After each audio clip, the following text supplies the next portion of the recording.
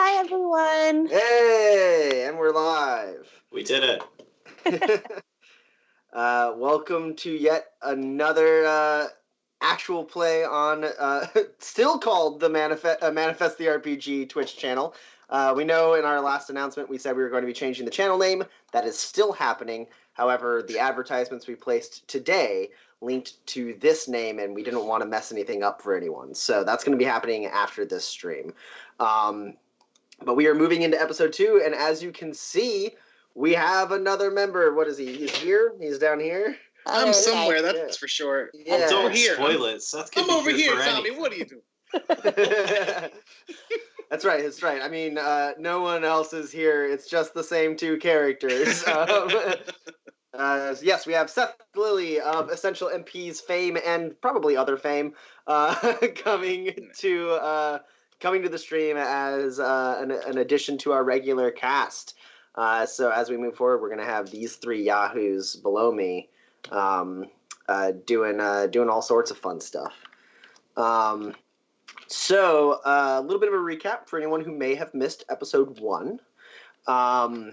We began this actual play with Pax and Roland, two white-collar criminals in a prison caravan heading to Alanastead in the Garden region of Manifest.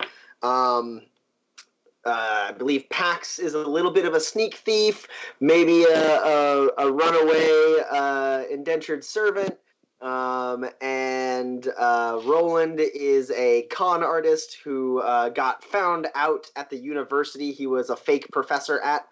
Right? Did I got that right? I mean, I was a real professor without the correct credentials. Fake and professor, also stole from them. Embezzling funds, fake professor, yeah.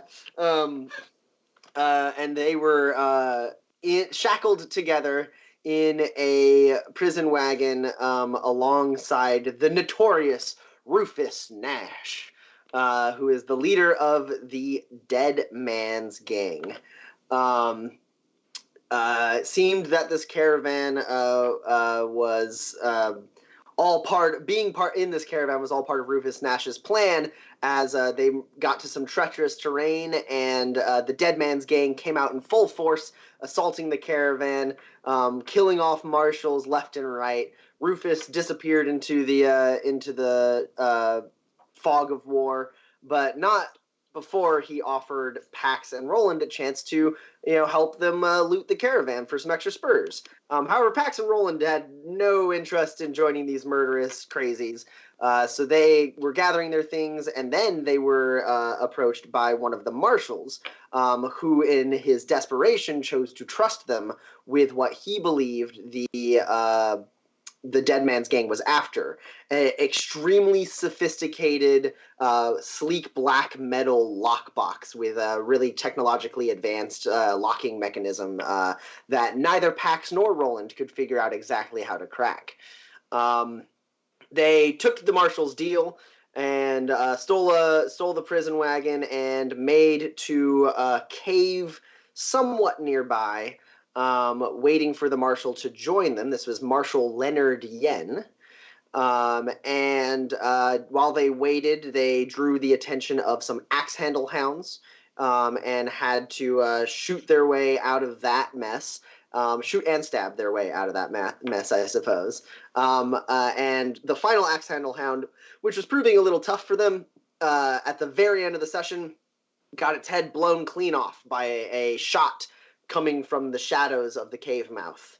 It is nighttime. There is a campfire inside this cave, giving you a little bit of light, Pax and Roland, and you hear footsteps approach after that gunshot rang out. The smoke of the the sleep toxin grenade has cleared and dissipated, and you see the shape of someone approaching the firelight, and as they walk out of the shadows, you recognize the face of Marshal Yen. However, you immediately are able to tell that something is wrong. Leonard Yen looks worse for wear. It looks like you did see him get hit in the shoulder, and that wound is nice and bloody still. It looks like he has some other minor wounds along his abdomen. His eye is swollen almost completely shut. He's got a cut on his temple as if he was hit with the butt of a rifle. And his hands are shackled. And just behind him, as he walks into the campfire light, you see the muzzle followed by the hand of a pistol up against the back of his head. You can easily tell that this is an extremely nice pistol, an extremely good six-shooter. It has lots of sophisticated modifications on it.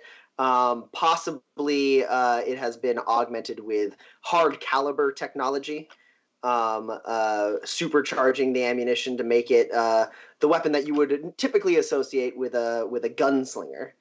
But following behind him is a woman who you may have glimpsed during the fog. Hard to say for sure. She kind of looks like the similar rough and tumble type as the rest of the Dead Man's Gang. She's wearing like a black leather vest and has her sleeves rolled up and has marksman leather gloves with a couple fingers cut out.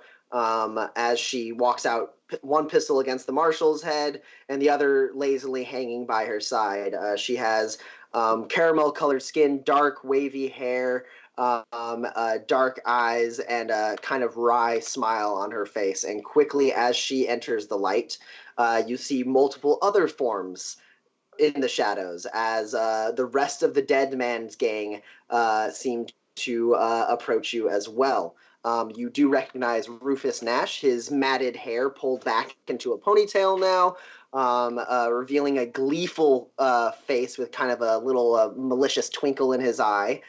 And he, grins and goes, "Well, I'll be damned. Y'all made it out in one piece. Roland and Pax, was it? Get this, these two chatterboxes were my cellmates for part of the trip." And there's like a mild chuckle through response through the Dead Man's Gang. You see that Rufus is still wearing his prison fatigues, but he has since put over like a large leather duster that has like a few bullet holes in the back you see as it flows behind him. And everyone else is in normal attire. You do kind of see off to the side one other person who is in prison fatigues and is not wearing like any other clothes and seems just a little less comfortable with the situation than the rest of the Dead Man's Gang. And you see the Dead Man's Gang immediately start they're like making this is their place now. Like they're walking around like they own the place, right? They start looking around. As they start coming, I'll say, "Oh, good, you've found the base we set up for you. We thought you've got this handled. Me and Pax, we're not interested in, a share of the loot. Our freedom's more than enough. So we thought we would strike out and sort of find a home base for you to set up in after your very successful raid on the caravan, which clearly we've done. And so now you've got a place to stay the night that's safe and sheltered. And we found that for you."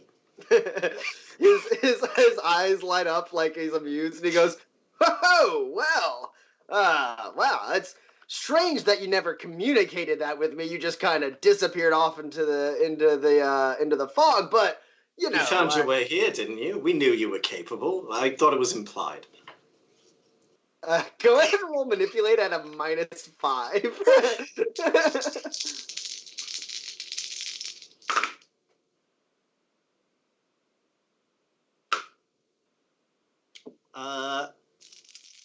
Yeah, sure. This is worth a lot of grit right away.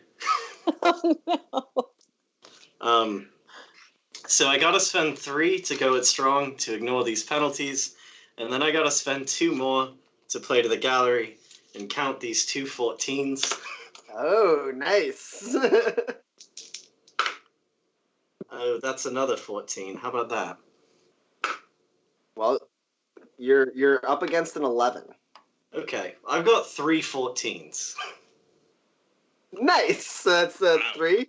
He sits there for a second. He kind of sizes you up a little bit, and he goes, "Well, damn, you are a strange fella, but I do appreciate the gesture. Now this sumbitch," he says, and everyone starts chuckling a little bit as he kind of like steps up and slaps a overly friendly hand on the shoulder of the marshal, who winces a little bit. It's like his wounded shoulder, and he goes, "We caught this sumbitch running like a stuck pig back towards the nearest settlement. No doubt to LRC for reinforcements. And it weren't too long before we spotted the trail you apparently left for us. Now, I just, in the interest of fairness, I just want to make things clear. Something I wasn't able to really say during the heat of battle. Everything in that caravan was claimed by the Dead Man's gang the moment I got shackled up. You understand?" Sure, of course. Obviously, we don't want any of it. Just sort of the things that we have now is plenty.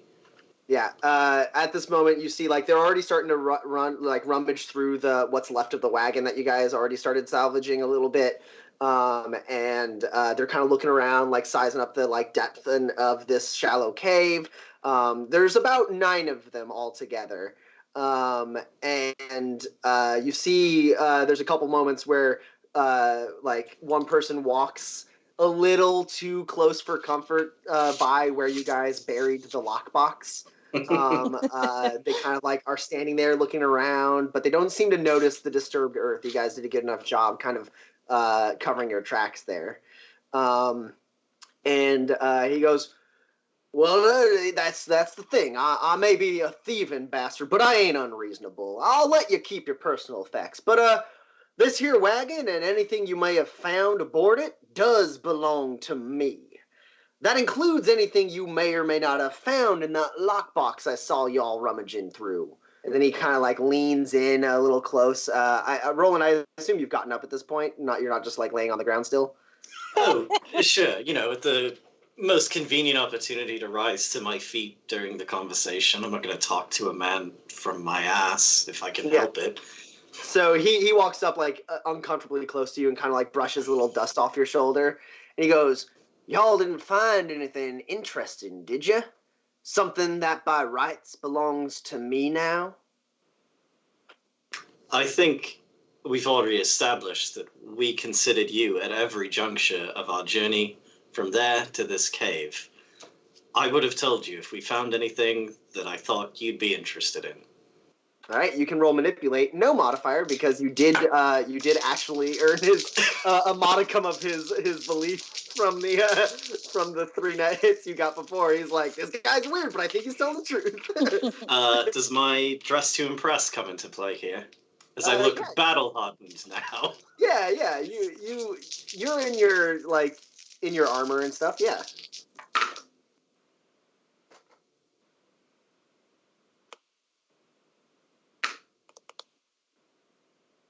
Okay, well, I did very good earning his trust, and now he'll just shoot me for this. You're up against a 10. I don't have numbers that beat that. Wow. All right. No way to spend grit or anything. What was your number? Because that's gonna augment his net hits or his net successes over you. No, I was gonna spend this last grit, but you know what? I think I'm gonna need it to not die. My highest is a 4. All right. Okay. So you say that to him, and he goes, "Huh, Roland, I know we just met, and hell, what's an uneasy situation we find ourselves in this cave?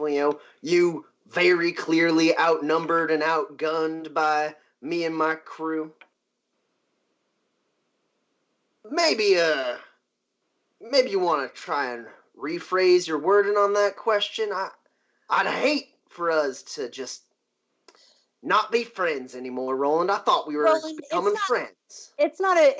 Sorry. Just tell him about the cubes that we got from the mechanical horse that we used to start the fire. He can have the 2 cubes. You can have the 2 cubes. I don't want to get shot over 2 cubes, Roland. Sure, sorry.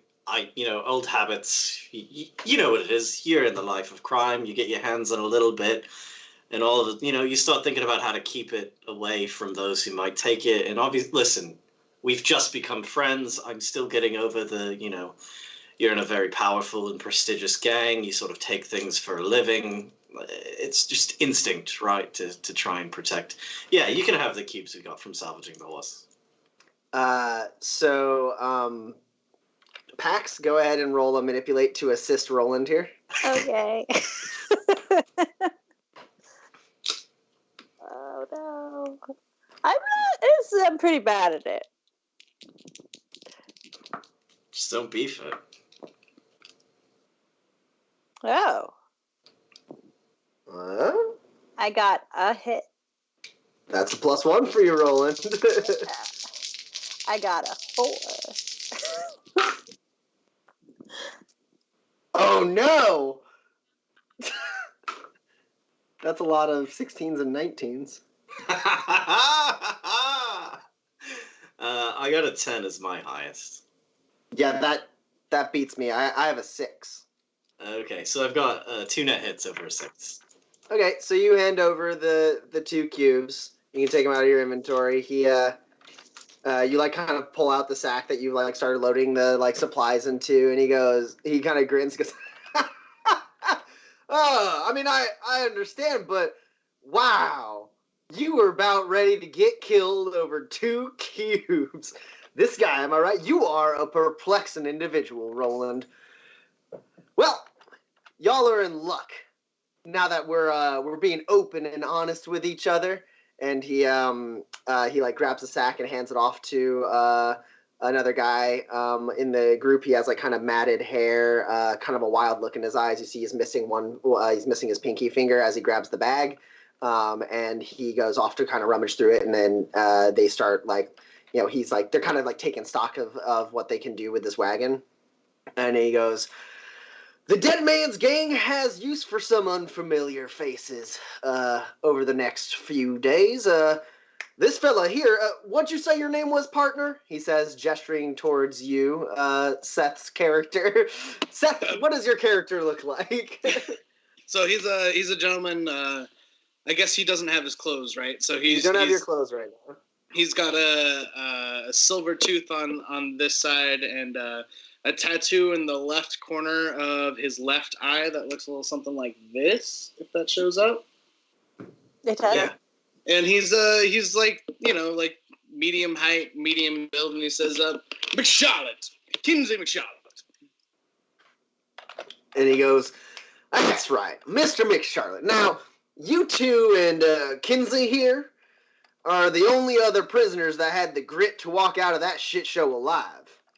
And that to me says y'all are not only resourceful, but you have a keen sense for self-preservation." And he glances over to the bag of cubes. He goes, "As far as I can tell, at least. Now, them's qualities I can use. There's a town not too far from here. Y'all posse up with us for the ride there, and I'll have some work for you once we arrive." Sure, that seems fine. And he goes, "Going to turn down an offer of gainful employment, yes?" And he goes, "Hot damn, there's that go-getter spirit I'm on the lookout for. Now pack up your bags, folks, and bring down that wagon over there. We got a lot of road to cover before the good Marshal's friends try to pick up our trail. Pax, Roland, welcome to the Dead Man's Gang." Great. This is great. I'm so excited about this. I just wanted to join a gang. And you see as they quickly start taking apart that wagon, as they start lighting up the space a little bit better, you see that they have the cargo wagon from the caravan still in one piece. and also a very like armored and modified flatbed truck with like off-road suspension. And as like you guys start collecting your things, you kind of like you get like a brief look from Marshal Yen, who's like looking at you guys a little expectantly before he gets like pulled off and like kind of like shoved into the back of the truck. And Rufus Nash goes around and goes, "Let me do some quick introductions here. You know myself, Rufus, and Mr. McCharlotte here, and well, that over there is Rosa Valantes. You do not want to get on the wrong side of her." He gestures to the woman with the two extremely fine pistols slung low on her hips. She doesn't seem to be helping with any of the breaking down. She's kind of like exclusively in charge of looking over the marshal, at least for now. And he goes, "That fella there, missing the pinky, that's Matty. You can call him Madman if you want. He gets a kick out of that. Then we got Miguel Reyes up there in the back of the truck. You did get a glimpse of Miguel. He has short hair, it's shaved on one side, like completely shaved on one side. He's got some scarring, like burn scarring on like his like creeping up his neck. And he's wearing like thick leathers, and you saw this truck driving around in the fog of the fight, and you also saw the outline of someone with an extremely large firearm, just like full auto, just like spraying into the crowd. You imagine that's probably Miguel, because you see him shoulder that massive firearm. It's like kind of like way too large to like for like anyone else to like really like either of you. Maybe you, Pax, could like handle this firearm if you knew how to shoot really well. But it's got like rotating barrels and like a big like drum of belt-fed ammunition coming up from the bottom. And he kind of like shoulders it up and like gives you like a nod as he like lights a cigarette. And he goes, "That over there is the bully." He says, gesturing to an extremely large, like 6.5 foot tall, broad-shouldered man with dark skin, like kind of a short cropped like mohawk that goes back into like a little bit of a rat tail. And he's wearing like thick armor. He has leaned up against the truck. You see he's leaned up like a giant like tower shield. And this massive, if you could call it a club, it's almost like the shape and like it's almost a little ornate. It looks like a massive like a pillar or like candlestick that has been like broken off of something and then modified into like a hardened like effective weapon. And he's got that leaning up against the shield. And that's about like a 7 foot tall like post. That is apparently his club. And he doesn't really like he doesn't do introductions. He just keeps moving around. He's like hauling a bunch of the materials they're getting from this wagon into the truck. And he goes, "That fella there at the Cave of the Mouth, Samuel, make yourself known." And you see just coming out of the shadows on the back of that Ache you saw is a man a little bit older, like maybe like late 40s, early 50s. He's got graying hair pulled back into like a short braid.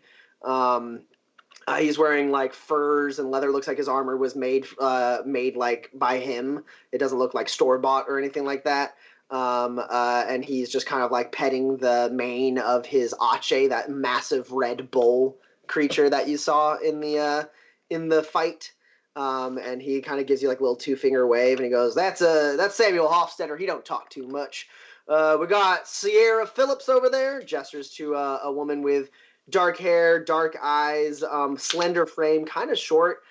She's wearing like black, like tight-fitting leathers and has a very modified like compound bow slung over her back. And he goes, "And Cho Saxon there behind the wheel," and gestures, and there's the driver of the truck leans out the window, gives you a wave. She also dark black hair kind of pulled back out of her face. And she kind of just gives you like a little like, howdy. And he goes, we make, yeah, you met Kinsey. So that's it. We make up the Dead Man's Gang. You are in illustrious company, my friends. Happy to meet you all. Very excited to be a part of this new venture. I look forward to getting to know each and every one of you. Just so grateful for the opportunity. All right, get the stick out of your ass there, Roland. It's all right. You don't have to be so damn proper. Looks like we're about done breaking down that wagon. If y'all want to hop in the caravan carriage there with Kinsey and who would be driving that? Kinsey and Sierra. We can get on our way. We do. Sounds good. Cool. So you climb into the back of this this hover wagon that was looks like it's been ransacked. It's not like pretty. It was probably in pretty good order, but like all the cupboards are open. A lot of the stuff is like everywhere. Kinsey, you saw as the Dead Man's Gang like has like thoroughly ransacked this this wagon. And up there at the top, you see Sierra kind of like. Very deftly kind of hop her way up onto the seat, grabbing the reins to control the automaton horses. You three are able to climb into the back of the wagon, just the three of you. You see the bully, that very, very large guy.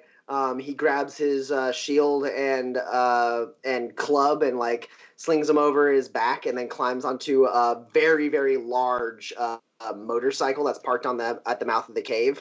And it's like very like a low rider. He kind of like sits back, like leaning very comfortably in it, and revs up the engine.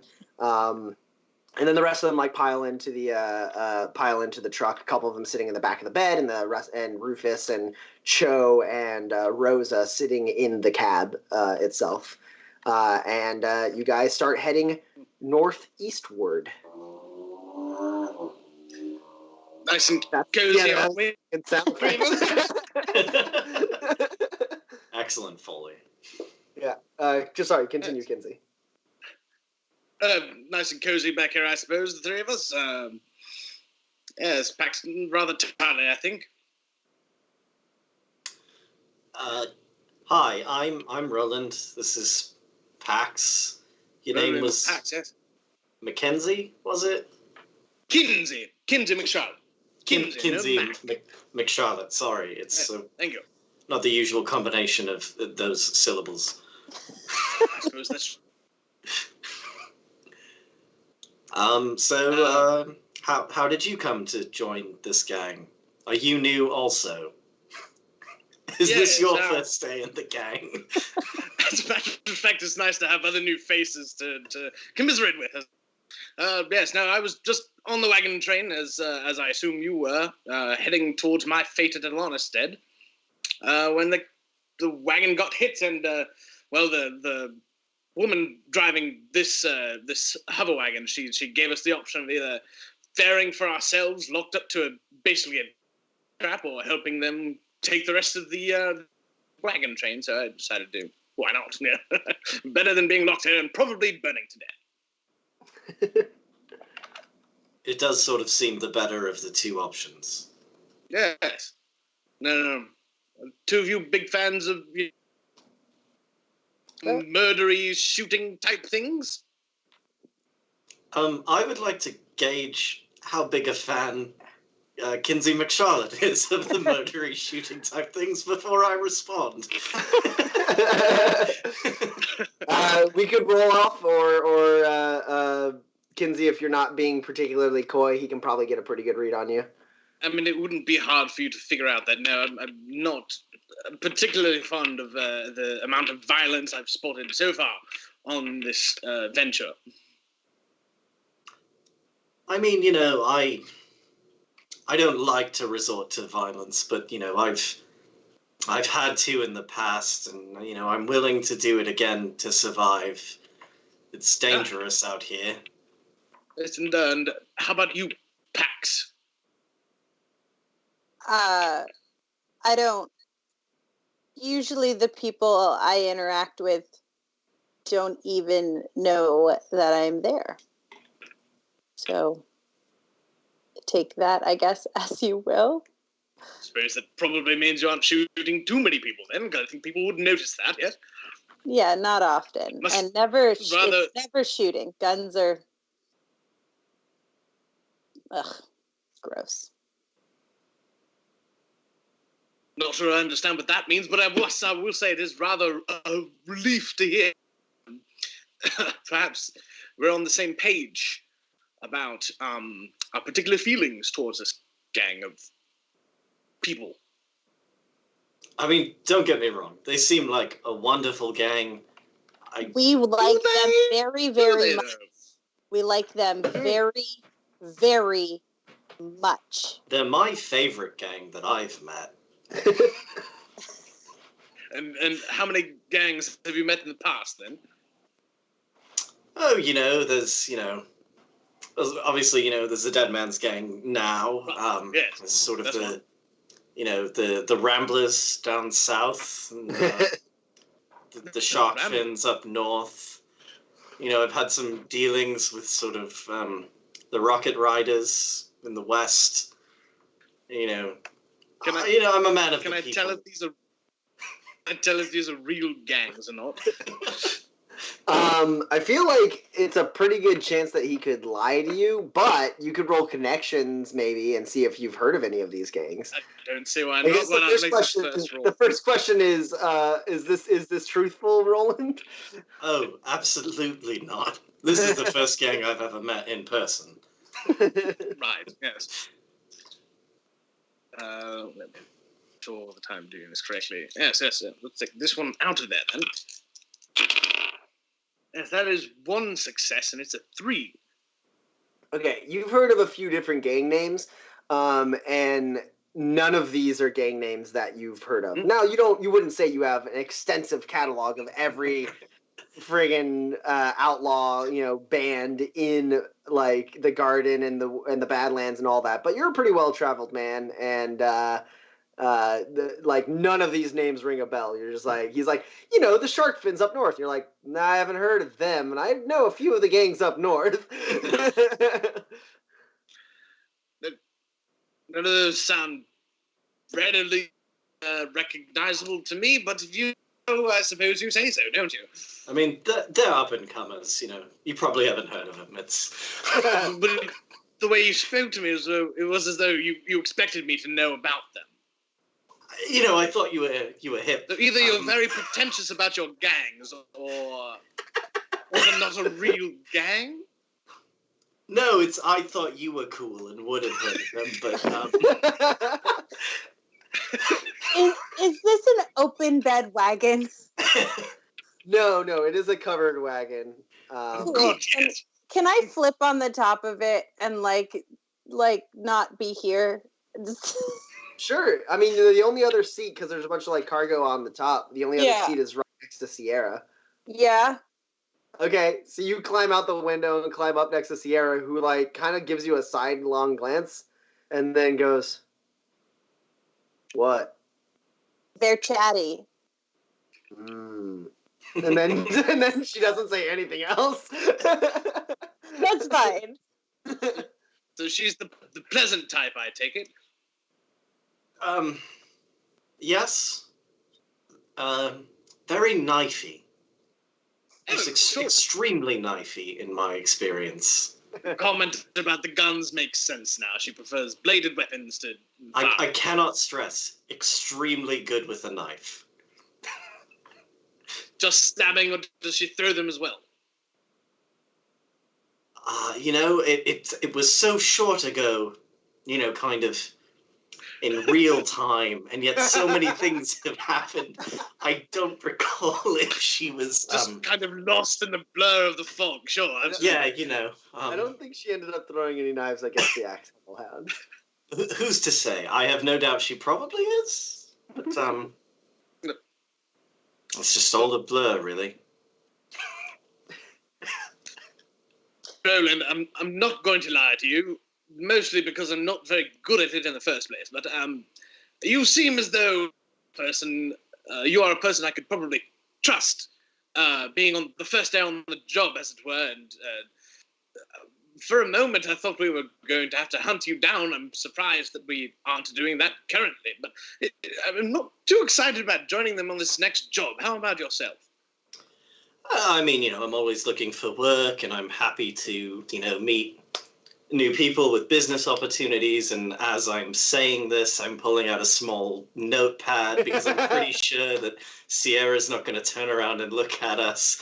And I'm writing down as I continue talking about how good this is that we are now part of this gang. I'm just going to write down, Gods no, I'm running away from them as soon as I can.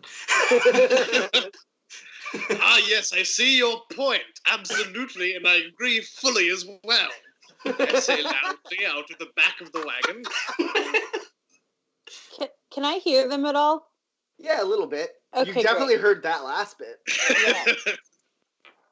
Cool. All right, so you guys travel for the better part of a day. They do take a brief break along the way for everyone to relieve themselves off the side of the road, but basically the automaton horses are moving at relatively quick speed because it is a hover wagon, so it's not super jumbly. And then the motorcycle and truck seems well suited to go at high speeds off roads.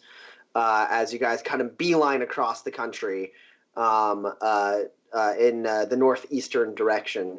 And you stop a couple times along the way, but they're really trying to not stop and set up camp for a whole day's time. So you have to catch some shut eye in the back of the wagon. For those of you who haven't had a chance to rest yet. The couple of times you do stop, you do get a glimpse as they kind of pull the bound Marshal Leonard Yen out of the back of the truck, by the ankles, dragging him out and throwing him onto the ground, and then they undo the rope around his ankles so that he can stand up, and then they shove him over towards some bushes and be like, it's now or never, Marshal.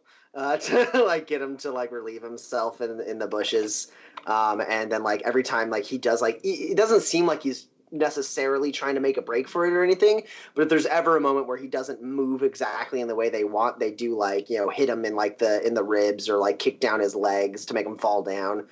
They are abjectly cruel to Marshal Yen, you notice. But yeah, that's just a couple of glimpses you get along the way. Marshall seems like a decent enough fellow. Not that I'm that big of a fan of somebody who's taking me to prison, but they do seem to be treating him awfully harshly. Did he do something to this particular gang other than obviously take a leader? Oh, well, I mean, again, obviously, no love for law enforcement, but, I don't know the whole story. Maybe it's sort of a long-standing feud or rivalry, or, Wasn't it just that he had something, right? Maybe. Who's to say if he did or didn't have something? Wasn't it all set up? Didn't he say he had set it up? He got arrested and was on this transport because he wanted something from the transport. Was that not? Oh, sure, right. Rufus did say that. Yeah. And I'm remembering that from that and nothing else. Of there maybe being something. Kinsey, this does ring a bell for you with your experience, as they had you kind of standing guard with the other prisoners while they looted through the caravan and kept yelling, "It ain't here! I'm telling you, it ain't here!" Yes, that's right. That does check. That also makes sense why they're keeping him alive then. Yeah, I mean, surely he's the only one who would know. where something like that, should it exist, is. Whatever it is. Whatever it might be. Yes. May or may not be. Okay, so what I'm gonna do is Pax, I'm gonna need you to roll manipulate. Yeah,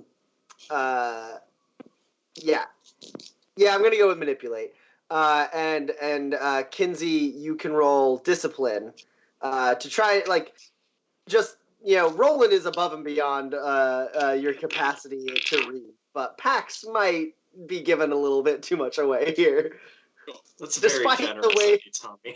Despite the way Dan is going about talking. That is one success with a high of 5. Ah! Shit! I also have a 5. Tie goes to the aggressor, which actually would be you in this instance, Pax. Oh, really? Yeah, because you are the one who is actively lying. Yeah. Okay, great. How many net? Yes, No, just 1 5. It is the highest I can roll on manipulate. Nice. Okay, so Kinsey, something is fishy about it. You don't know exactly what it is. It seems like they're like a little contrived the way they're talking about it. You're not sure what they know, but you can kind of tell they know more than they're letting on. Yeah. Kind of like cagey vibe in the air, but sure, yes, absolutely. Whatever you say. Well, we're career criminals. We're just sort of cagey by nature. That I can understand.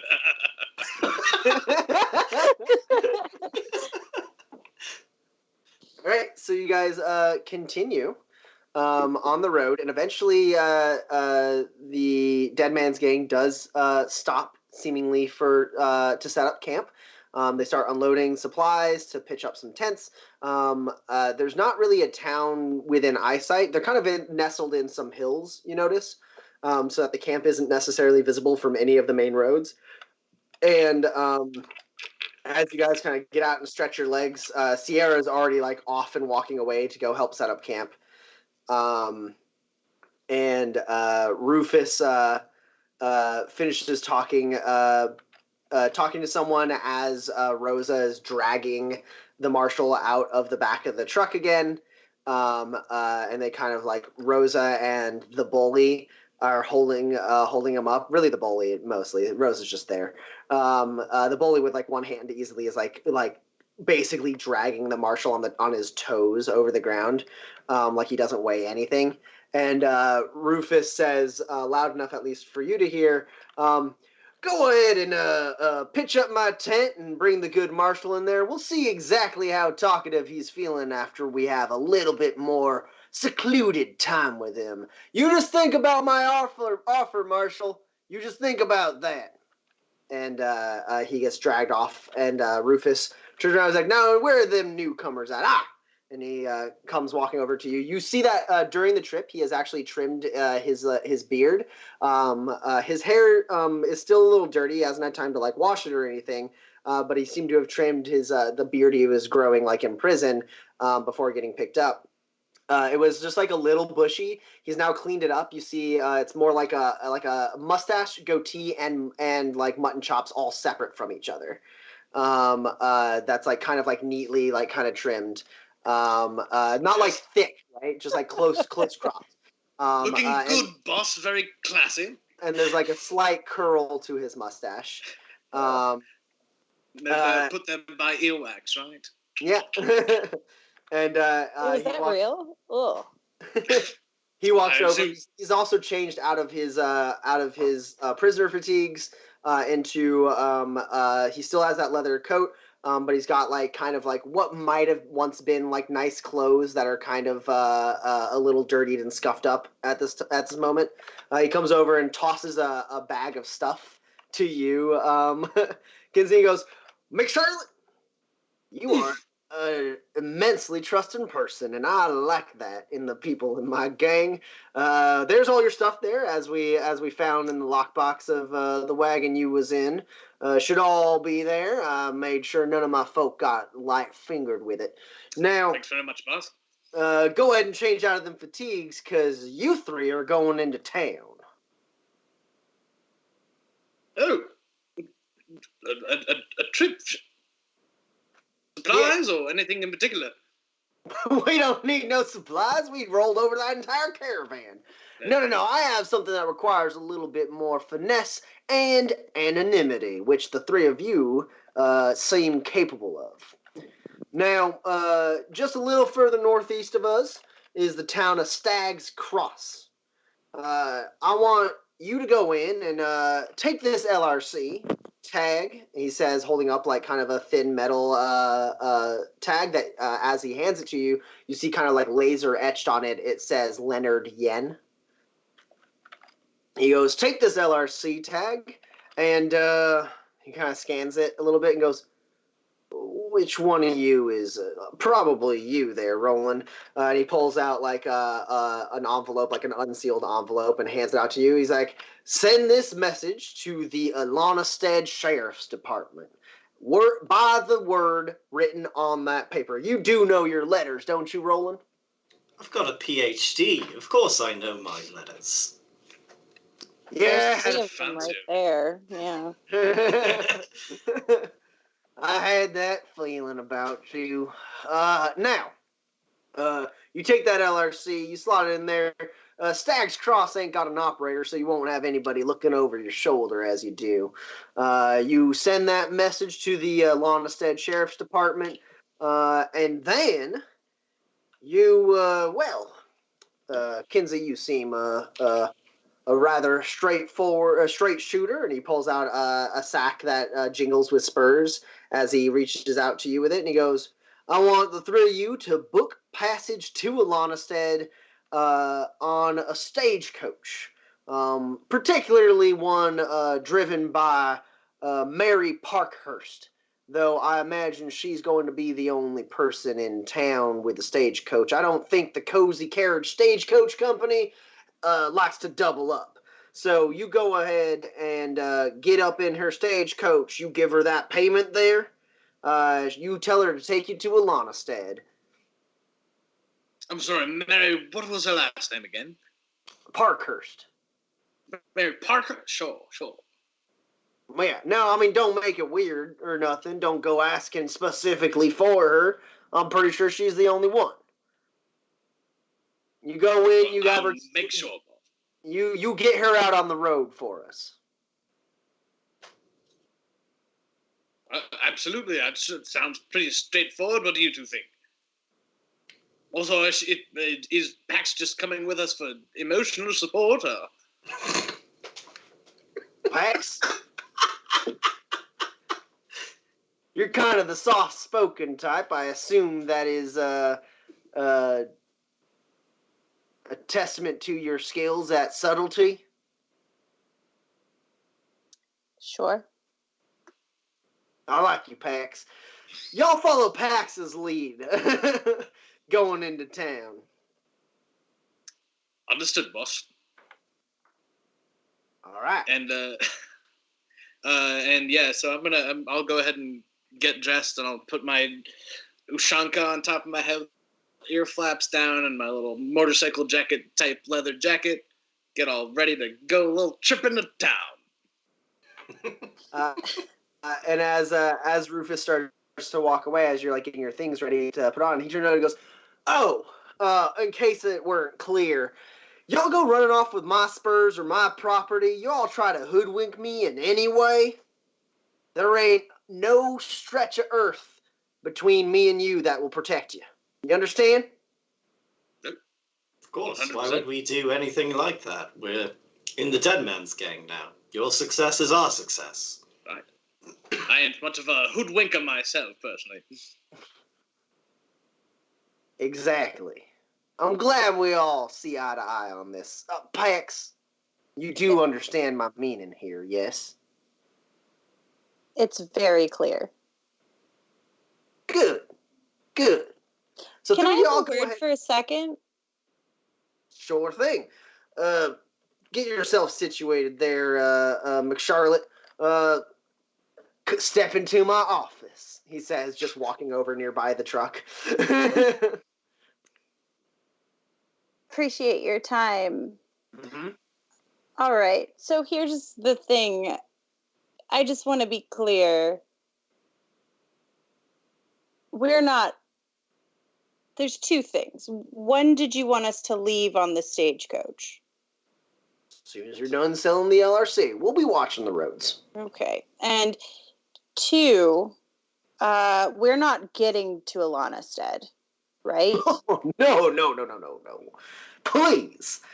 No. I just need to have a word with Miss Parkhurst, and I have an inkling that she might be hiding in this here camp town, specifically because they're wise to who I am. And I'm not really taking kindly to the way she's trying to avoid me. So, you get her on the road. I have a nice long chat with her about some business-related matters. And then y'all get your part of the cut. And you ain't going to Alanastead. No, I want to keep you nice and close. Great. I just wanted to make sure. Appreciate it, boss. Of course, you can always come. He slaps you on the sternum a little too hard. Of course, you can always come and chat to me. Doors always open, as they say. I am here to help. I am but a humble leader of these folks. It takes a village, as it were. Now, go ahead and take your little friends there into town and see to what I need done. And you're going to get far in the dead man's gang here, Pax. Oh, I don't have aspirations. I know my place. Well, that's something. And then I'll walk away. Yeah. Yeah, he turns and starts to he's like, Bo! He yells to the bully. He goes, Bo, what the hell you doing parking your motorcycle there? You think the sun's not going to gleam off of it? Get down lower on the hill. We don't want someone seeing this camp from the road. We ain't got the luxury of those kind of mistakes. Get your ass in here. And he goes, sorry, boss. And revs his motorcycle and drives a little further downhill. So I guess we walk towards town.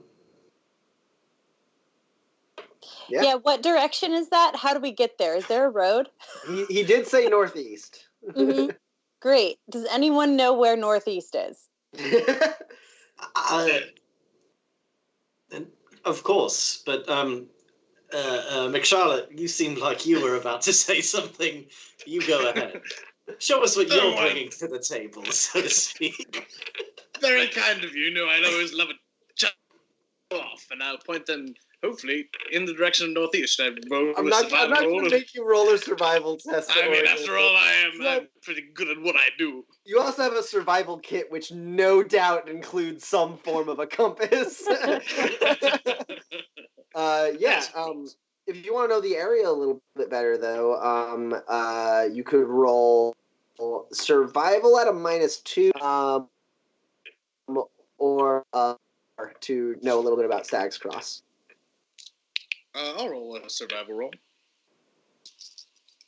Cool. Nice.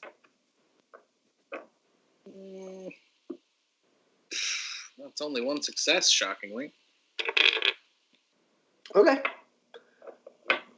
So you know that Stag's Cross is a trading camp turned sort of settlement. It's and you can see as you start approaching it, it's not very far. You guys kind of get out of the foothills and get on the road, and it's there on the horizon, and you can kind of follow it down. And it's built more like a fort than a settlement. It has pine wood walls around it, kind of sharp spiked on the top. Several gates of entry though. and those gates aren't like necessarily like guarded or anything like that. But like the original Stag's Cross was just a trading camp of different like trappers and wranglers, and people of various settlements. It's kind of like centrally located, just far enough from like a bunch of different settlements that it becomes somewhat convenient as a place for them to meet up and like trade with each other. And basically, as some people started setting up like camps here to like process the trade and like do that stuff, to kind of like be like, hey, come here, all of you settlements. Eventually, like, of course, the way it works is always as a saloon popped up, and then the saloon required there to be some kind of like hotel that popped up for people who wanted to stay there for longer, and you had like a stable and livery like immediately popped up, and eventually like within the walls of this like kind of fortified camp that they had made, a kind of town grew. So now it's a little bit claustrophobic because they all are still kind of within those original walls. So you're at least aware of that history, being a trapper yourself. Sure. Kinsey, you've probably actually traded at Stag's Cross at least a couple times. Yes, absolutely. Once or twice. Long time ago, you see. Yeah. And you guys approach, and like I said, the once guarded gates are like wide open. You guys can walk into town. I'd actually like to have a conversation sort of on the way there, once we're out of earshot of our new gang that we're all super jazzed to be in and plan to be in for a long time. Yeah. I think we should fake our deaths. Now, this might seem extreme, but I've had a few projects go sideways before, and, it's sort of something as a fast talker like myself, you've got to always have in your back pocket, sort of the ultimate escape, as it were. I don't really have an idea on methodology, but historically I've found that faking one's death is sort of the best way to avoid all consequences for whatever situation you might be in. That sounds a tad bit extreme, but I like the direction in which you're heading, for sure. As these people don't know us very well, it's not as if they could identify our bodies, I suppose. I feel like skipping over the methodology is quite a big skip, wouldn't you say? Ah! Okay, we'll say that. Pax, what are your thoughts? I've already done that a few times. It never sticks. You always think it will. Well, it seems like you've sort of found a solution then, of just sort of I don't know, how many times have you faked your death? What's the sort four times. What's the time period that's covered you for? It's varying, but do you ever want to come across Rufus again? No, but I mean, I'm getting used to the idea now of, every year or so, faking my death. That's where I'm at with my membership in this gang. Kind of an annual celebration, sure, yes. I think the manifest is too small for that. Sure. It's probably only a 15 to 20 year solution at best. Okay, so sort of along those lines then, how does everyone feel about continuing to be in the Dead Man's Gang? Like, I've done some things, but I'm not particularly interested in luring a woman out to her presumed death for nothing and no reason. Let me just get up in front of this. I'm not super jazzed about killing generally. I mean, it's a different story, being attacked or somebody has something against you and won't leave you alone unless you kill them. But no, killing outright for something as paltry as a stake in a gang's treasure doesn't sit right with me either, I must say. Or we could kill them. Ooh, entire gang. I mean, that would be another way to go about it. I mean, I'll help you fake your death. If you want. You're the expert, yeah, I mean. Fine. I mean, listen, you seem the confidence with which you said we could kill them, and what I've seen you do with a knife leads me to believe that this might also be a viable option. So I'm willing to. I want to hear sort of. Give me a pitch on Let's Murder the Dead Man's Gang. Sure, we earn their trust. Okay. You're a very good liar. Oh, thank you. So it shouldn't be entirely too hard. We can mitigate their damages as much as we can, and then move our way up in the ranks by slowly making it look like they all betray Rufus one by one, so he takes them out, and then take him out when he's weakest. No? Sort of a... Oh, you want to run a Mad King con? Okay. Sure. It's like breaking into a house. You find the weakest point and go from there. No? What's the timeline on a plot like this? I mean, A to gain little their longer trust. than dying today.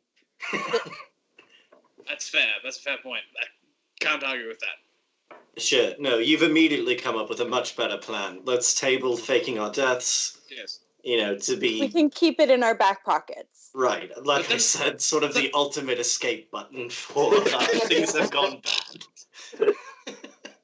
So does that mean we are killing this Mary Parkhurst, or... I assume this will take place over the next, few hours. Well, we could just ask her why she's running from him. No?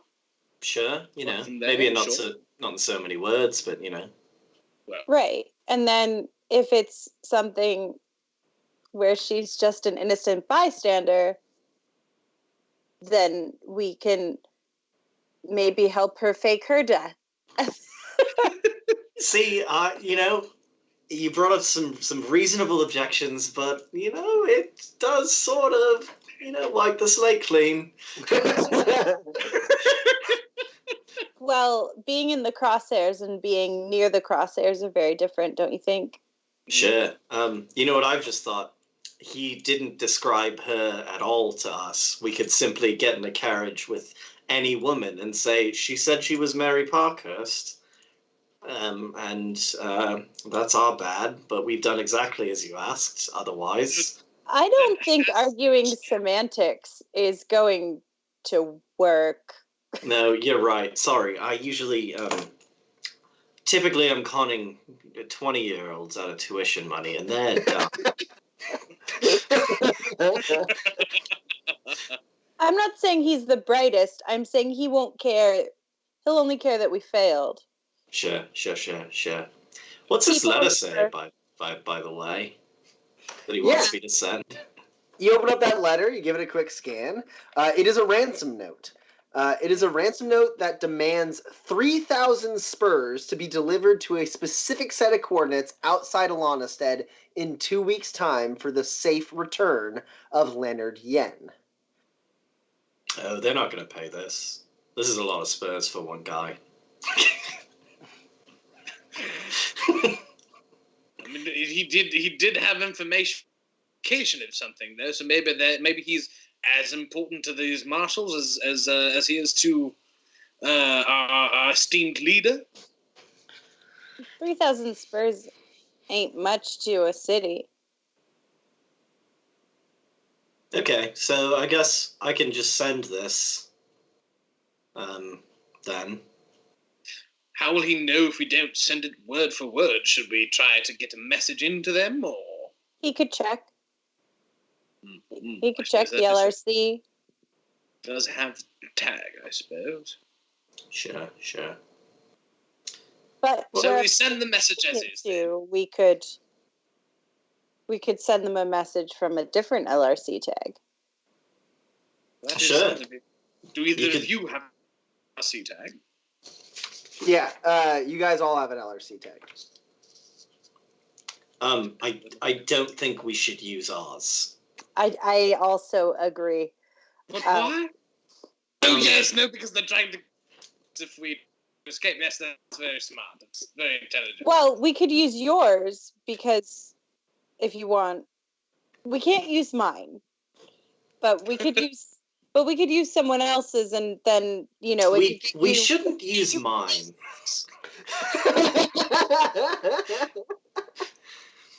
But it could go towards like, oh yes, I am the person who was helping you all along, and please mitigate my sentence.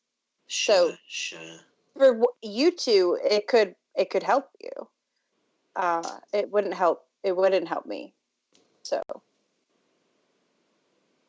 let's cross that bridge when we come to it, I guess. And, just keep your eye out. If someone leaves an LRC tag just out on a table. I could also just lift one off of a person, like a random person, but then they would get the credit.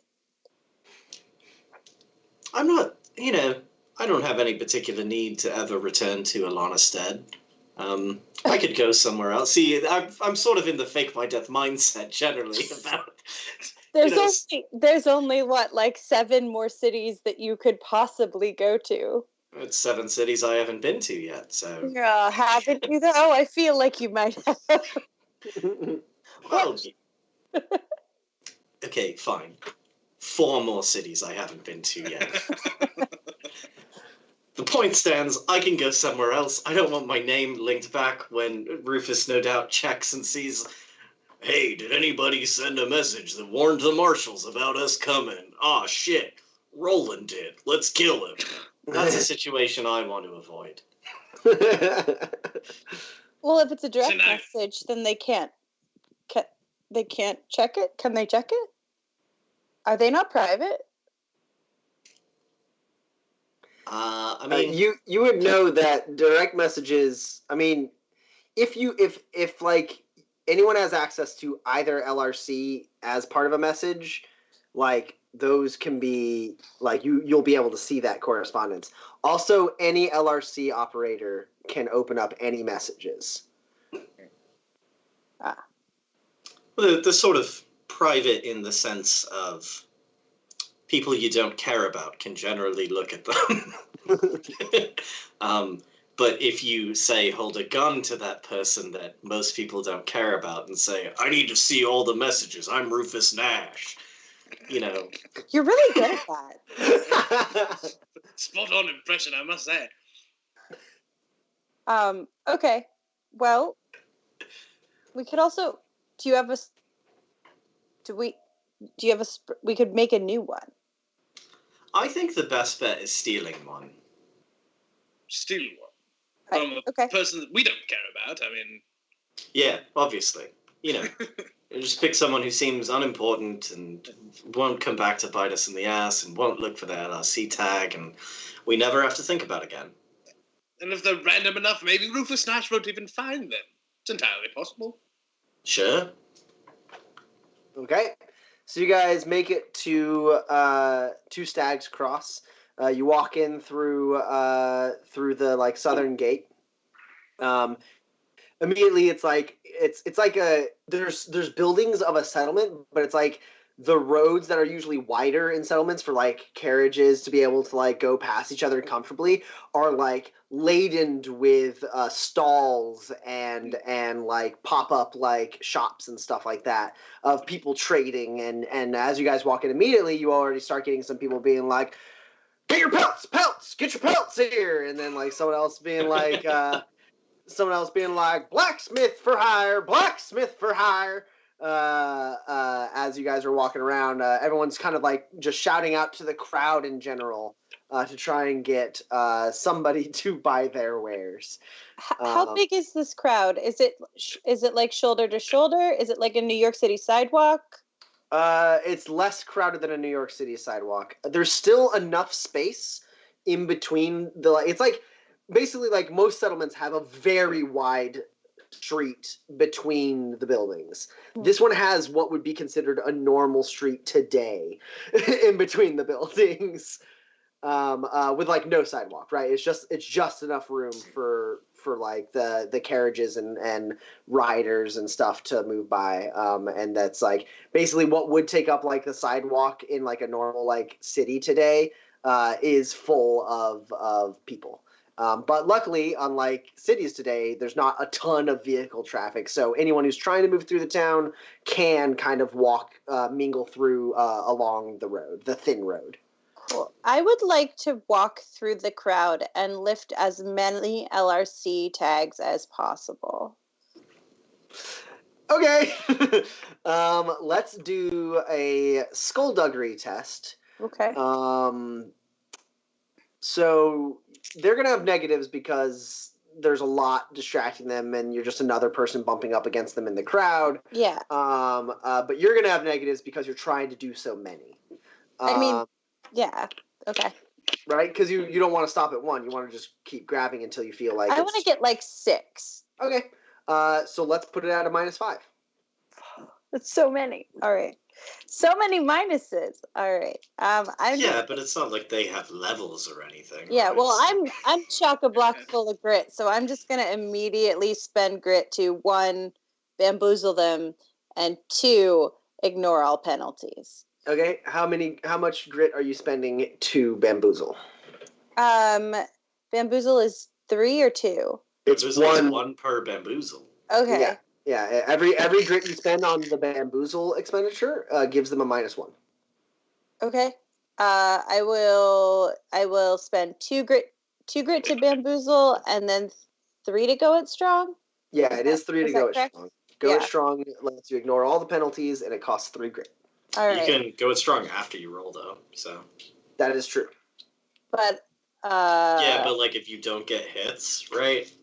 You don't spend the grit. You know what I mean? Okay, sure. So I will spend 2 to bamboozle. 2 to bamboozle. Bamboozle has to happen before the dice are rolled.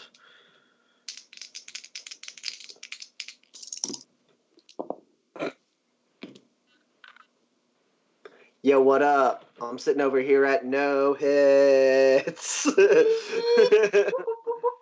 Okay, cool. I'm gonna spend a grit to make my own luck. So that's I'm down 3. Okay, cool. I have 3 hits. Okay. So you managed to lift you lift very easily. This is not a new thing for you. I mean, LRC tags being the target is slightly new, but like, pickpocketing Things in people's pockets. Yeah. You like are walking through, you see where like someone seems to like have like a pouch. You brush up and look at some wares and slip your finger in there and you pull out an LRC tag. You then brush up against somebody with like a really long coat and like you intentionally like have them knock. Do you wear a hat? Have them knock your hat off? No. You have them knock something out of your hand and you're like your coin purse or something, and they like bend down to help you. And as they bend down to help you, you kind of reach your hand into their pocket, slip out another LRC tag. And you can continue this through the crowd a little bit, not in one space. You actually kind of work your way around the town so as not to draw too much attention. But also, you get a little lucky because one person's LRC tag is in a small pouch with 3 spurs in it. Oh. I guess let's take those spurs. Sure. Yeah. I mean, you are an outlaw. Yeah, but I'm more like a. It feels like something you want but don't deserve and should take. Yeah. So you get 3 spurs alongside that final LRC tag because they rolled a glitch. While Pax is sort of doing her rounds, everything good? You made a face as if something was wrong. It looked like Addie said something and I didn't hear it. Oh, sorry. You are muted.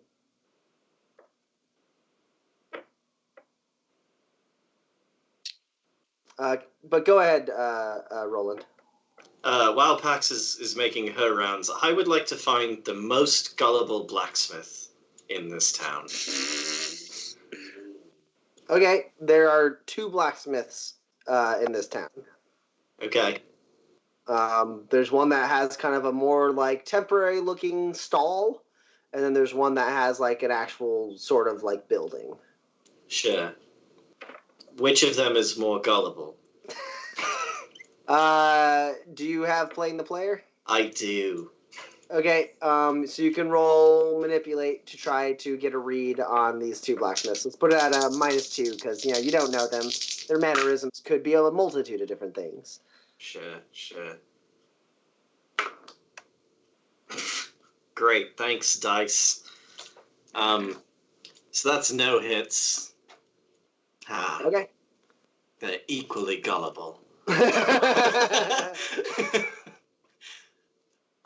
Yeah, okay. I'll just, mark one of them. Because my armor is just shot to hell. Well, not shot. Dog mauled to hell. And I gave away my cube to not be dead. So... Yeah. So, I've got some fake spurs, and, I'm good at talking. No, we lost Addie. Oh no! She might be coming back. Oh, yeah. It does specifically say you're muted this time, Eddie. Okay. Nope. Is it maybe on your, Your mic? Were you fiddling with your mic? Did you turn it off? Well, that's strange. Yeah. Do you interact with either of those blacksmiths right now?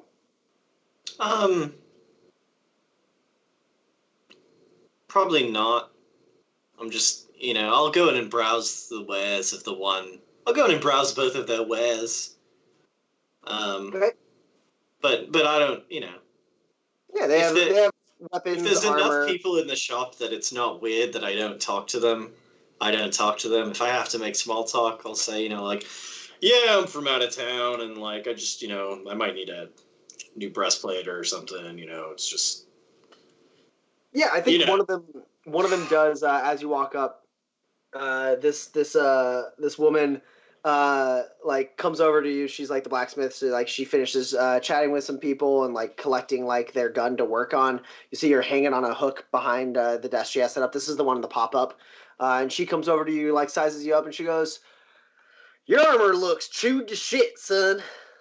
Yeah, I ran afoul of a couple axe handle hounds, and, usually a lot of these...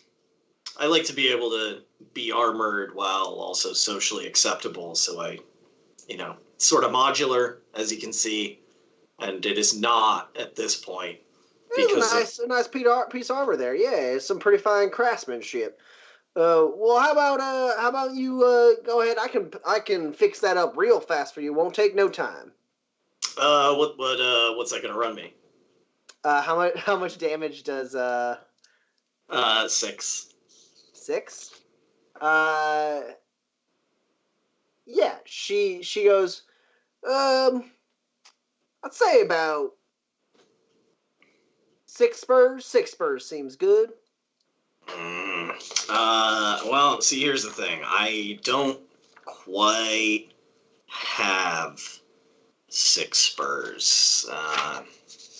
See, the guy across the way, he said he could do it for 2. Go ahead and roll manipulate. I dressed to impress specifically is that definitely applies here, but you will be at a -2 because 2's surprisingly low. Sure, I want her to counter with the amount of spurs I do have. Yeah. Can you hear me now? Yes. Yes. Nice. You fixed it. Whatever it was. You're up against a 7, Dan.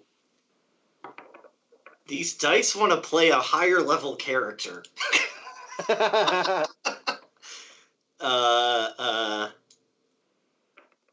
I do anything?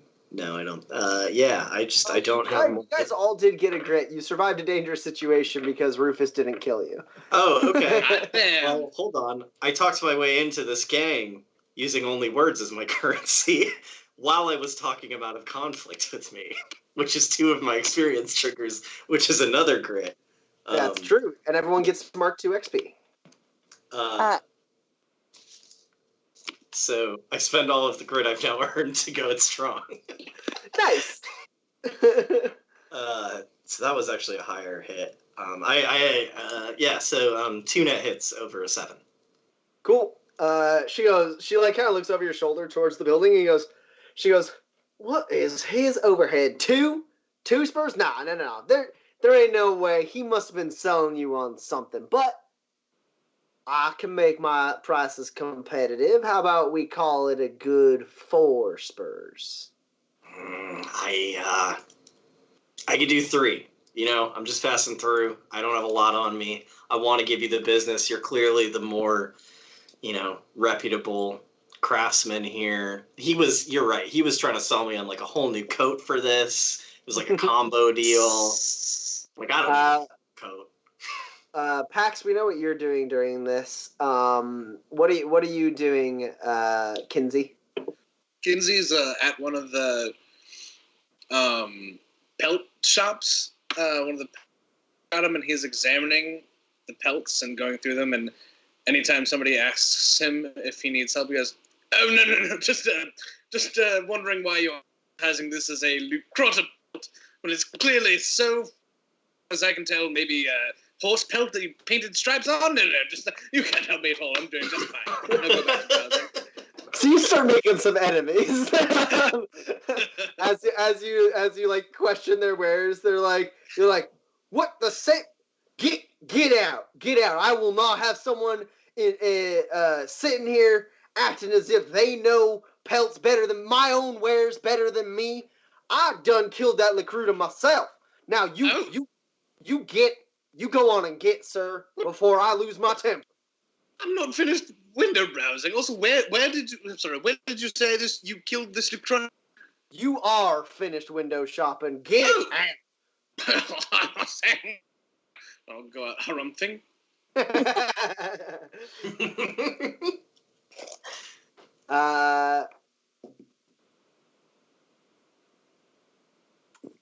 She can't budge on 4 spurs. She's like, well, if you get lucky at the tables of the saloon and you earn an extra spur, you let me know. I can do 4, but that's the lowest I can do. Or you can go across the street to that sumbitch, and he can sell you on 2 spurs for the repairs, 3 spurs for an extra coat, and 5 spurs of a convenience fee. I gotta respect someone who can stick to their principles. Yeah, if you can't make it happen, you can't make it happen. I thank you for your time. All right, and at that point, Pax does return as you both are leaving your respective tents. Pax returns and opens up her hand with at least 6 LRCs. I don't know if you share the spurs with them, but you do sure enough have all the LRC tags you need. I think I got what we need. Cool. Does anyone have a spur I could borrow? I will pay you back at the earliest convenience. I will give him a spur. Thank you. I will be right back. I will turn around and head back into the blacksmith's stall. You know what? I dug around. Turns out, you do laundry, you find an extra spur. I got 4 spurs actually. She lives there, like, kind of rubs her temple a little bit, and she goes, "All right, take it off, put it on the table here. I'll fix it up for you." Great. And she fixes it all the way. You get all 6 armor points back. Great, awesome. Oh man, this is fantastic. Thank you so much. And what was your name? I have a name. It is I assumed. That's why I asked. Goldie Woods. Goldie, it's a pleasure to meet you. My name's John. It's just happy to do business with you.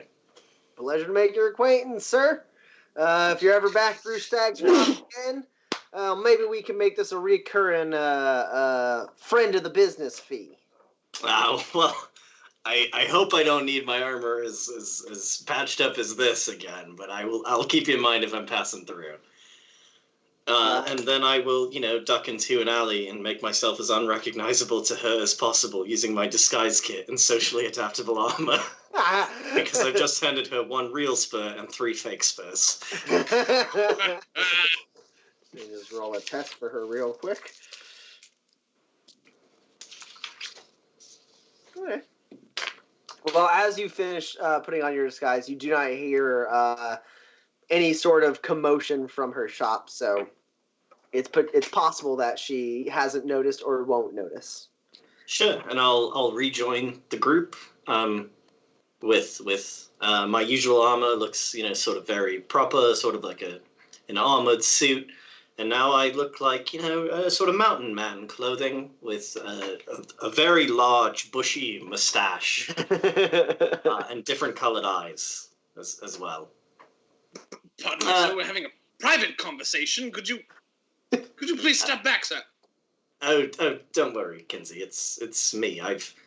My armor was shot to shit, so I ran a small grift, and I figured we'd want to stay in town for another 15 to 20 minutes at least.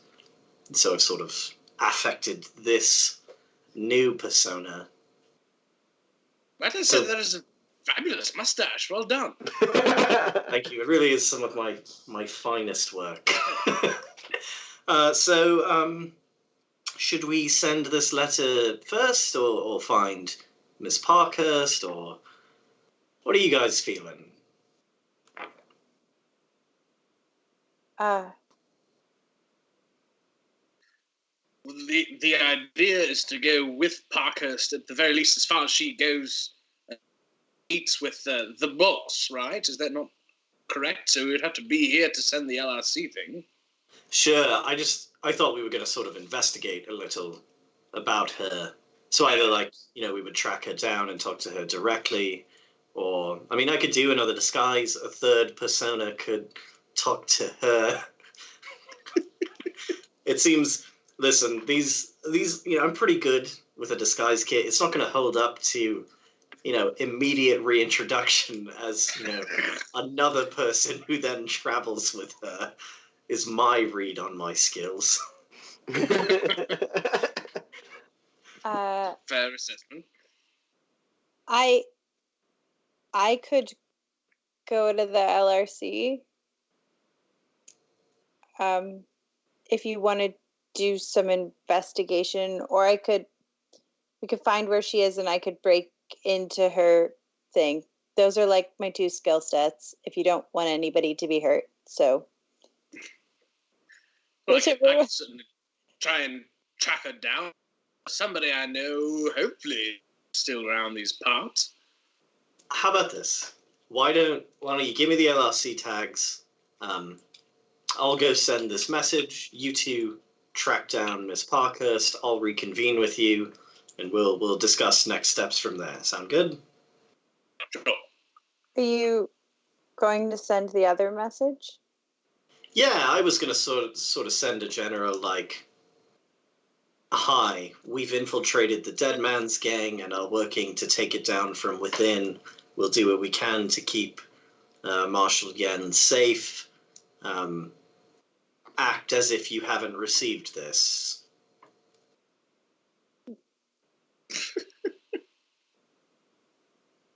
Better than that, but that was sort of the bullet points. Sure. If you tell them we've infiltrated, Mm-hmm. then It'll make him suspicious if he finds out, and then we can deflect blame. right. What if you made it sound like it was one of them? Sure. The bully, perhaps, because I'm quite afraid of him and would like him to be gone. Quite a monster of a man, isn't he? Yes. He's definitely not the one I'm most afraid of, but... Oh, no. I suppose different fears for different folks. Do you ever vote on who we would sort of set the ire of our mad king upon?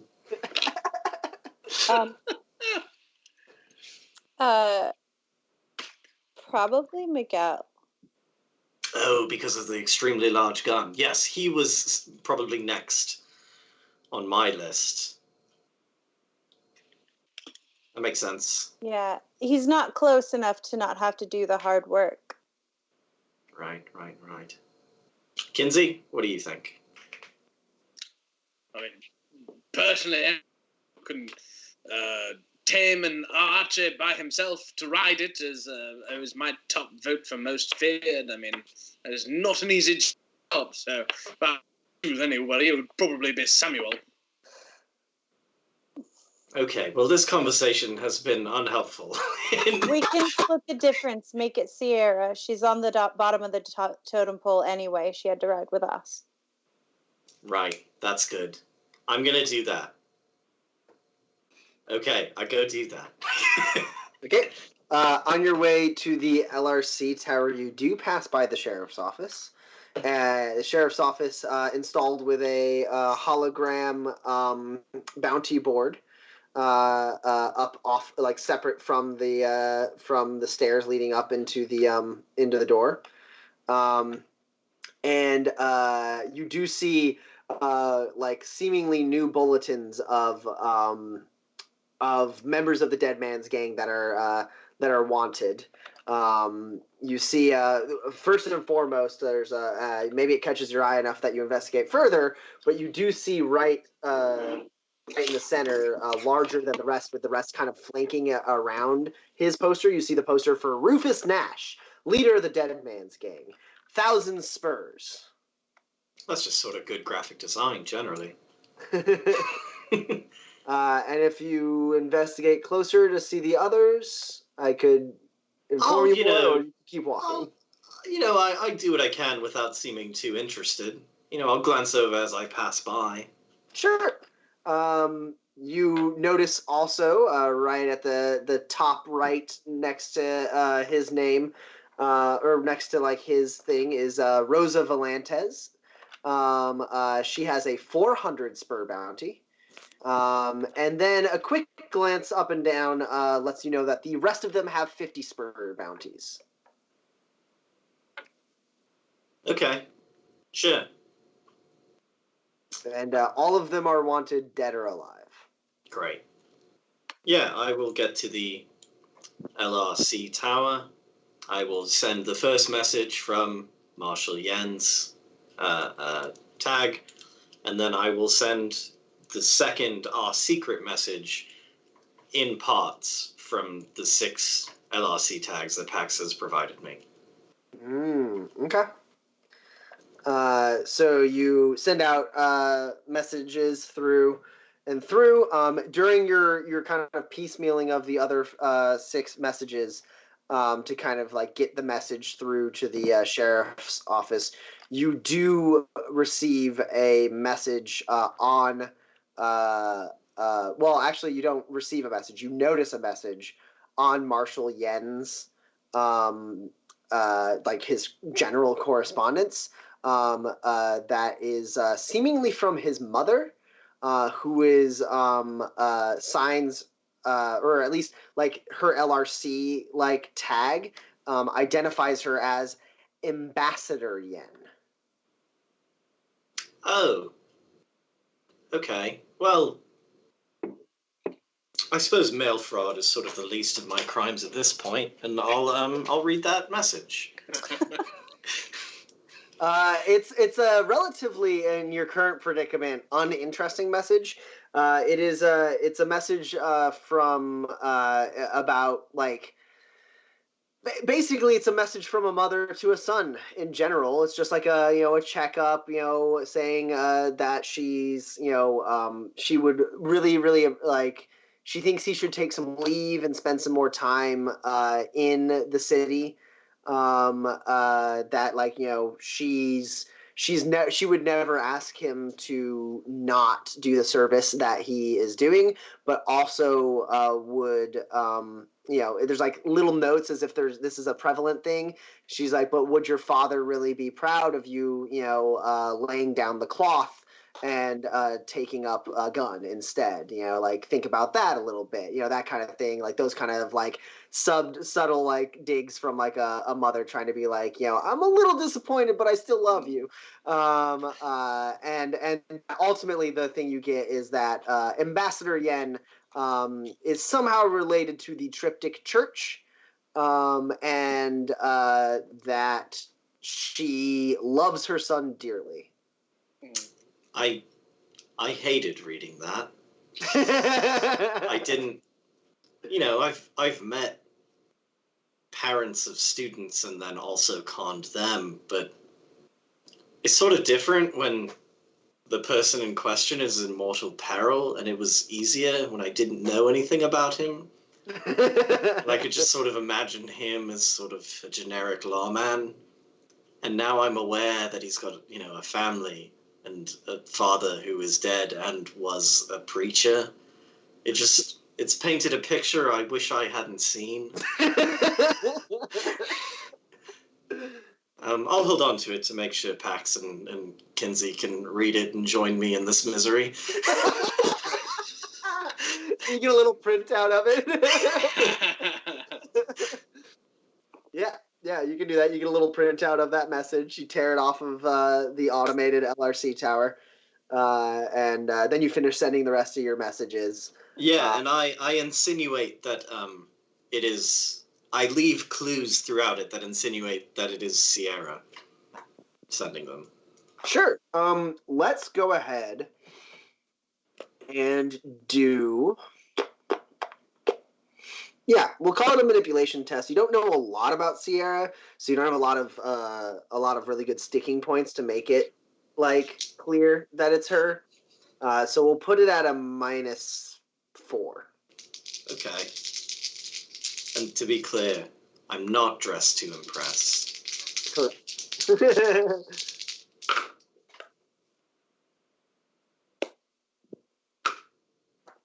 Okay. Well, that's 2 hits. Okay. What's your highest, just for my notes?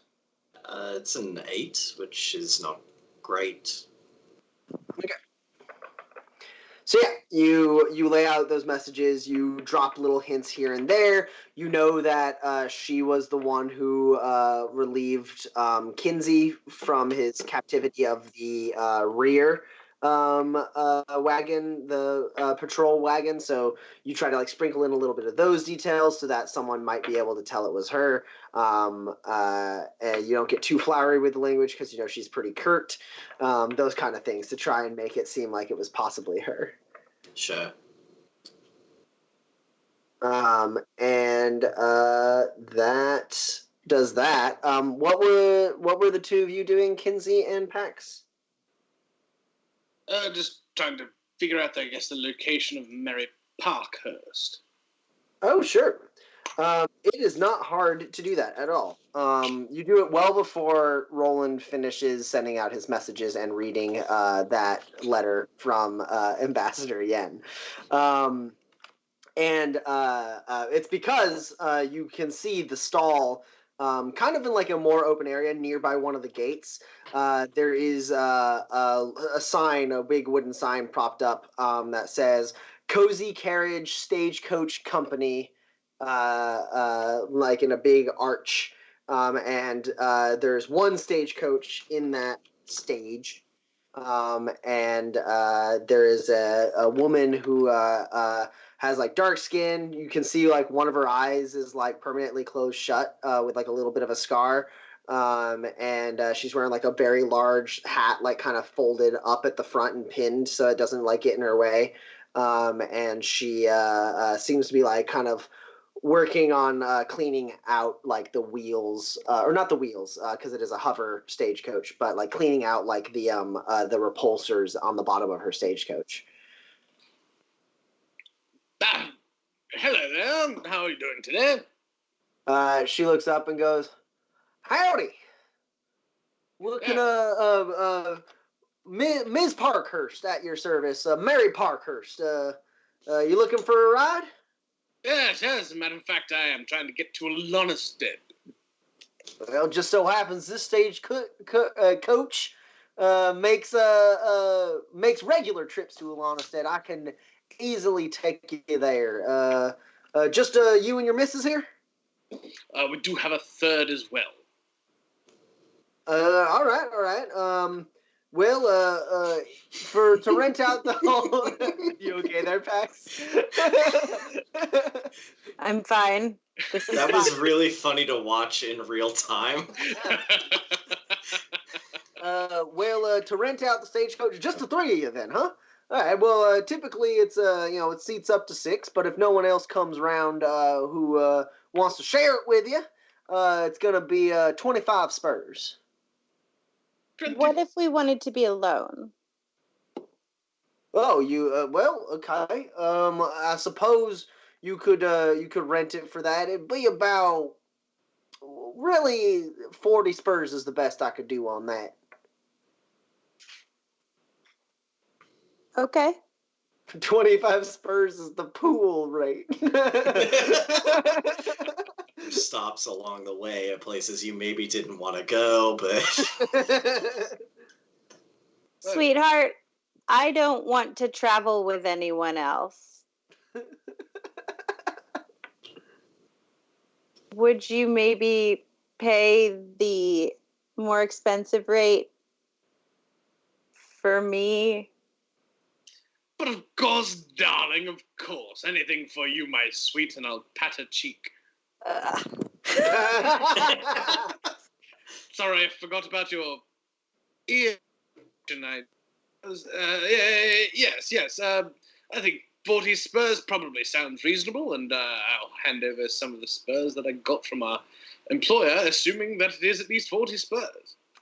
The employer gave you exactly 25 spurs. I see.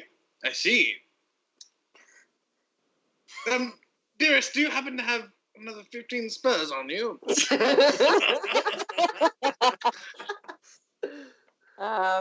Maybe. I don't know. I gotta look. I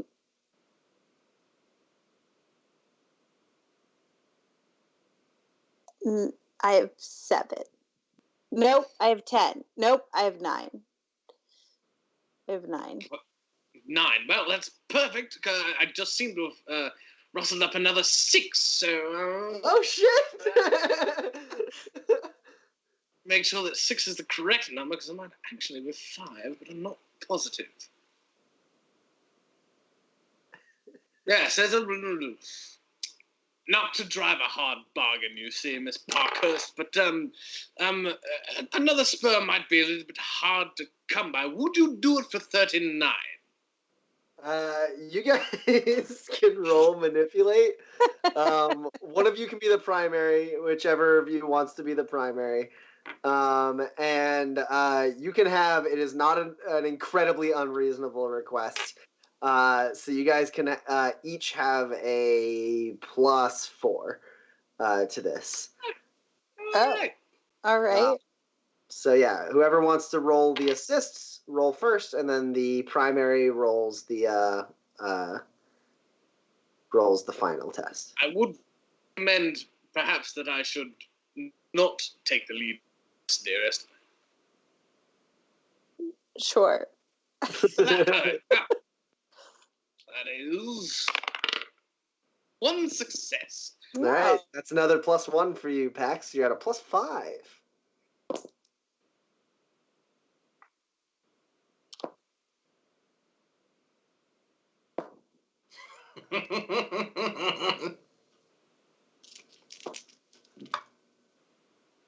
That's 3 successes, 10 high. Okay, how many nets over a 6? 3. Nice. She kind of like sizes you guys up a little bit, and she goes, "I ain't gonna rake you over to the coals for one more spur. Everyone's due their own privacy. 39 spurs will do fine." Quite kind of you, I must say. Thank you very much, Miss Parkhurst.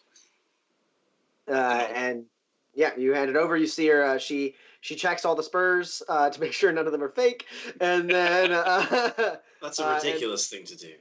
And then you see her open up a lockbox by the driver's seat, basically, and she puts them in there and then locks it back up, sticks the key in her vest, and she goes, "I'm good to leave whenever you are, as long as whenever you are ready is tonight." Before the end of tonight. I should be more specific. That should not be a problem at all. Let us collect our third, and we shall return at some point before that. All right, I'll make it spip and span for you. Don't know what that means, but perfect. Clean. I'll make it clean for you for your journey. Very, very kind of you. Yeah, there ain't no connectors between here and Alanastead, so we're just going straight there. I can get you there by next few days at least, but we'll make some stops along the way, but no other stages. So it's you three and me for the next 3 days. We'll get to know each other perhaps, or if you want your privacy, I know how to entertain myself. Very kind of you. I don't think that will be necessary. We're a personable bunch, I suppose. Well, you just seem like colorful characters to me. Yes, and I'll give her a wink. Yeah, but I won't keep you about your business. I won't keep you any longer. Go about your business in the camp. When y'all ready to go, I'm here. Yes. Well, thank you very much. Come along, dear. Let us go, and I'll put my hand in the small of her back in that creepy way that men do. No. I have a knife right there. I do prick him a little. Point taken. Understood. Very literally. Yeah, and you guys walk away from Mary Parkhurst. We found out zero information. I just want us both to realize this. Yeah, and I'll reconvene. What we were thinking. No. I'm thinking on the way. I'll Hey, an reconvene. extra 15 spurs just to do so must be worth it. Yeah, I'll find my compatriots, having accomplished my end, and no doubt they've done a great deal, because there were 2 of them, so they've surely accomplished twice as much as me. I tried to pin it on Sierra. I found this letter of some import was on Marshal Yen's LRC. So here, you should read this. It's got a lot of pertinent information. You two read the message from Ambassador Yen. It doesn't actually seem like it has very important information as far as your specific predicament that the 3 of you are in. But it does tell a tale of a mother who loves her son and worries about him in a way mothers only can, and that she looks forward to seeing him again and hopes that maybe he can take some time off. That the house is really lonely without him. It's just her and him now that his father's gone. That kind of thing. Oh, so they're gonna pay the ransom. Maybe. I mean, Well, sure, her that could be the title is takeaway. ambassador, right? So they're probably rich, so she can probably actually pay the ransom. So we know where we're going to be in 3 weeks, and it's going to be close to Alanastead. So we've got our timetable. Right. Thanks for showing me. That's a good point. Yeah. That's why I brought it to your attention and thought I should share with the group. Yeah, no, that totally makes sense. I'm glad you gleaned that from that, because the only thing I got from that letter was sad. See, that's your problem, Kinsey. I'm a hardened criminal.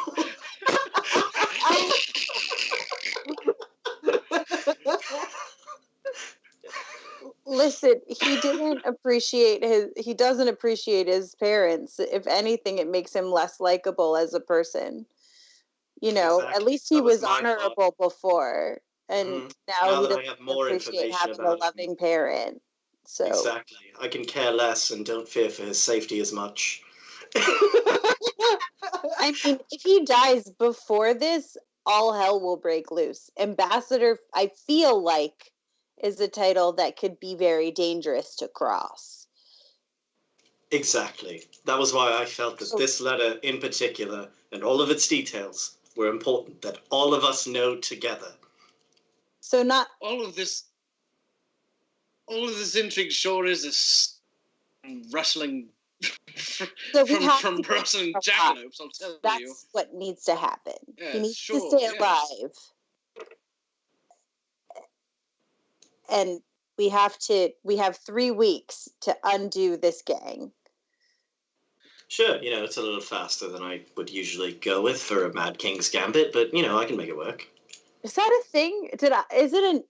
I don't get to name it because it is already a thing. Yeah, unfortunately.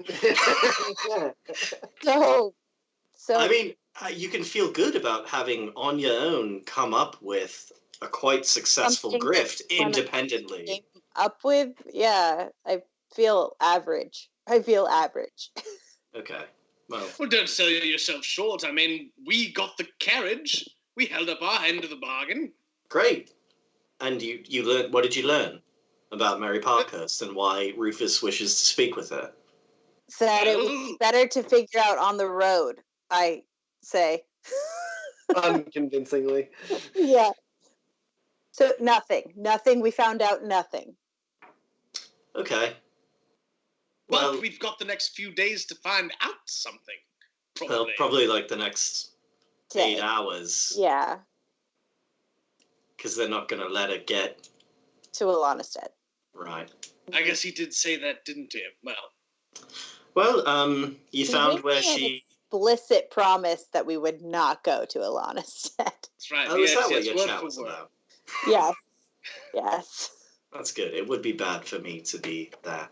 But you found where she works, right? And presumably is stationed. So you've cased the joint. Yes. Right. You Guys. say that.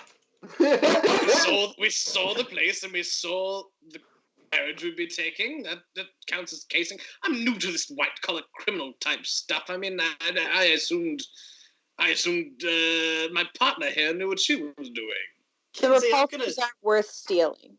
Kinsey, I'm just going to take an aside for a moment. What we're talking about is very important. Why were you under arrest? Oh yes.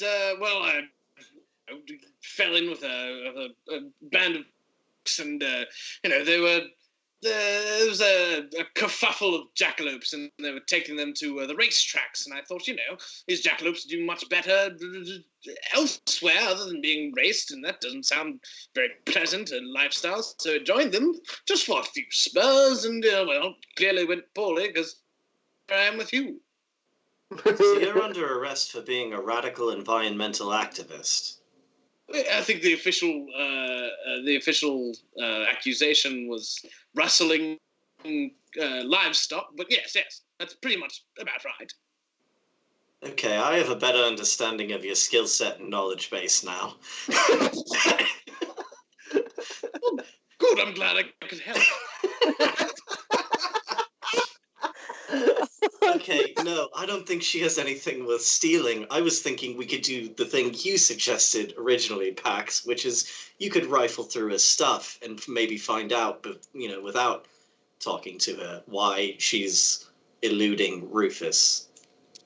Yeah, no, there wasn't any real stuff. It was just a small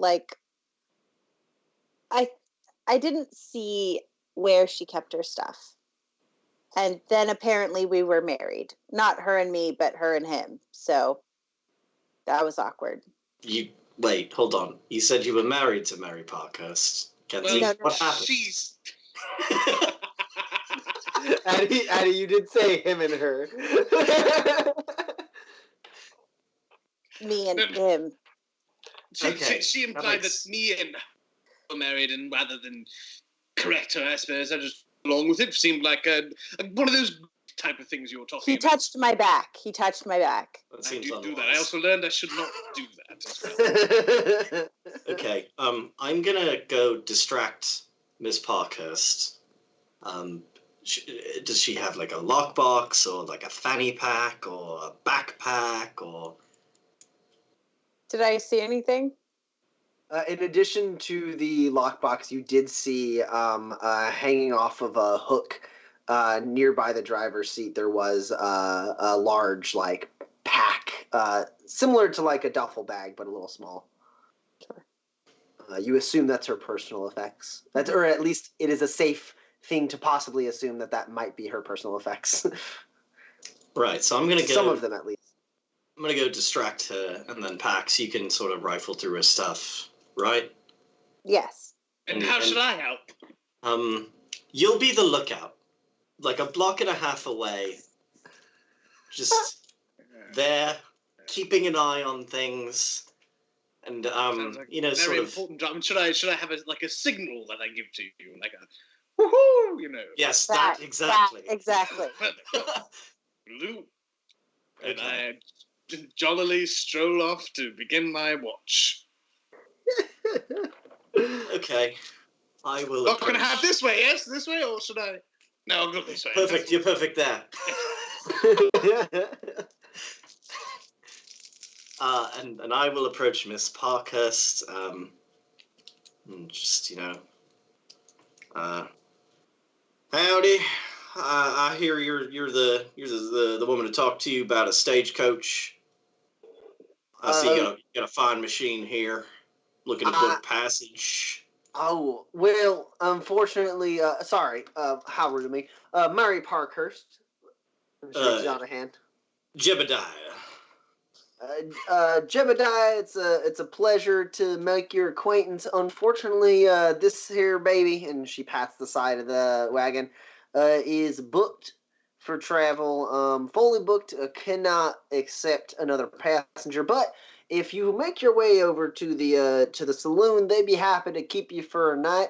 There will be another stagecoach coming through today or tomorrow or the next day, and you'll be able to book passage on one of them. Well, that I gotta say that's mighty disappointing because I see this fine machine you got here, and I'll walk around sort of away from her personal effects. I see this fine machine you got here, and you know what? I don't mean to brag. I am a man of some means, and you know I only travel in the finest stagecoaches from town to town. Now, unfortunately, my usual driver, Gemsworth, has fallen ill, and I've had to take up, you know, some freelance stagecoaches on my way towards Alanisted. You know, clearly you've got just an incredible... Oh, hold on, though. What's this down here by this repulsor here? You see that? You see what I'm seeing? You see, it's supposed to be making that sound? So if you want to try and keep her... attention long enough as like giving her like plausible things to be worried about, you can roll either machinery or technology to kind of like be able to point out the things that aren't exactly perfect, so she can be like, well, that ain't gonna be something that, you know, will bother you on the road. That's a problem that has at least 2-3 months lifespan on it. Things like that, right? So you can go ahead and roll that. I'll give you a +2 because in general she actually does keep her machine pretty meticulously clean, which means it is important to her. Meanwhile, Pax, what, you're sneaking up? Yeah, I would like to sneak up and take a look at what's inside her little purse pouch bag thing. Sure. Go ahead and roll sneak for me to not be noticed. And Mr. Lookout, go ahead and roll an observe test for me.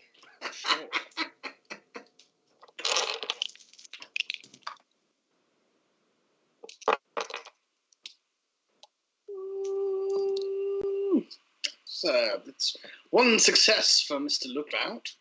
What's your highest? It's a 1. A lot of people. No one seems suspicious. You got this street on lockdown. What about you, Pax? What was your highest? 12 high. How many above a 9? 3. Okay. Well, to be fair, they were 9s, but I am assuming The I'm aggressor. the aggressor. Yeah, you are sneaking at her. Yeah, so that's 3. And then what about you, Roland? What'd you get on your technobabble? My high is an 8. Specifically on technology, as I think I've done my best to read this woman, and I'm hoping she's better at machinery than technology. Wow. Well, she rolls, I think, the same number of dice you do. However, I got a 1, a 2, a 5, and a 7. Did you say your highest was an 8? Yes, it is. How many net hits? Over a what? 7. Oh, just the one. Okay. You're losing her a little bit. You can tell this tact won't work like forever. It limits the amount of time Pax has to go through things. So as per his partial, Pax, let's go ahead and have you roll an observe test to try and find something before you realize this conversation is about to come to an end and she's about to come around. Basically, like, you point out something, she goes, no, like, basically, like, fast forward to the end of Pax making this roll, Parkhurst is like, well, no, it's all stationed on the other side. If you look at the repulsor on the other side here, and, she leads you around there, so that's when, like, Pax has to, like, make her escape by. So, Pax, go ahead and roll an observe test on this. So I didn't roll super well. I'm wondering if I could, if it's not high enough, roll blend to look like I was just standing there waiting if I fail. Well, so you finding something useful is not going to be an opposed test. Okay. Oh, okay. Versus the like papers and stuff she has. Okay. I got 2 hits, 8 high. Okay. So you aren't able to get a whole lot. There's actually a decent amount of mail. It looks like letters written to people in here. But you do find like the pouch that has like not like public correspondence. And you kind of dig into that. There's like a little bit of a ledger and journal. There's like receipts of things that she's delivered. And you do like a quick scan of that, and you can hear the conversation going. And just as like you realize the conversation is about to like devolve and you're about to be spotted, you slip out a receipt that is a handwritten receipt from somebody else in the Cozy Carriage Stagecoach Company. That it says the recipient's name is Leonard Yen. It's a receipt for a package she apparently delivered to Leonard Yen. And you're able to pocket that real quick, zip up the bag, put it back the way it's supposed to be, and then you just kind of like disappear. So like as you come around, a little worried perhaps, Roland, like oh no, how am I going to keep this conversation going? Pax is about to be spotted out. The pack is laying there exactly where it was before, as if it was never disturbed. Well, I don't know if I need to see the other repulsor. There's no need to. Well, okay, it seems all right, I suppose. But this, I apologize. This conversation has not left me at ease about this travel ahead. You already said you had passengers. I think I will take up a room at the saloon and maybe wait for the next one. Well, sir, I can't say I necessarily agree with your assessment, but to each their own, and you are entitled to your opinion. I can assure you the next Cozy Carriage that comes through town won't be nearly as well maintained as my own. But like I said, no hard feelings. You go about. I hope you make it to your destination safely, sir. And you as well. And then I dip around the corner and maybe, I don't know, like into an outhouse or whatever. And now I've got mutton chops and different colored eyes and no mustache. And my dress is, sort of an out-of-place fancy boy.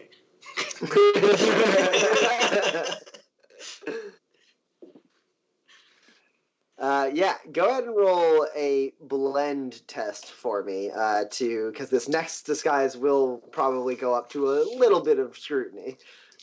Sure. I just have a basic disguise kit. Does that give me any sort of bonuses? It mostly allows you to do this. Sure, that's fine. Yeah. It means you have the means to like put on fake mutton chops and stuff like that. Okay. I got an 8. Is my high.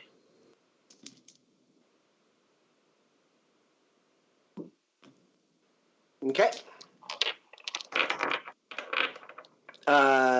Also, just really quick, everyone can have a grit for excellent roleplay. This has been great so far. And I'm back up to 12. Must be nice. Yeah, and you're able to reconvene with the group, Roland. Now this time with mutton chops and a very kind of a fanciful, cleaner outfit than what you had before. Not like trappers' pelts and stuff.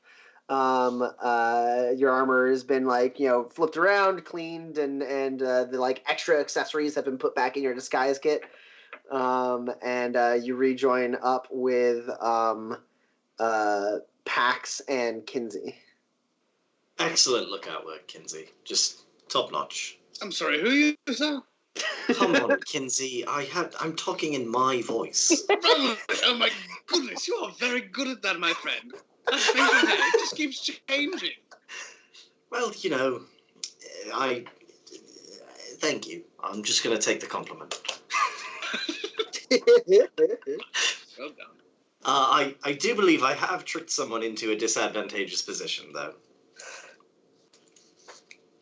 How so? Well, I made her look somewhere else while her belongings were rifled through. Okay, yeah. She didn't exactly get robbed, per se, but she easily could have been, which is a disadvantageous position. yeah, that's a XP for everyone. Have we had any other triggers during this, by the way? We just have the 3 from Dan so far. All 4 of mine have been hit. I'm pretty sure. So someone was threatened with violence right at the beginning. They were going to kill us. An open fight is avoided through underhanded means. We lied and didn't get shot. You take something you want but don't deserve, all of the spurs and the LRC tags. And then I get away with breaking the law. You can pick which one you like. So that's 7 right there. I suppose technically by not doing what we were supposed to do the first time and succeeding the second time around, you could say that patience has been rewarded.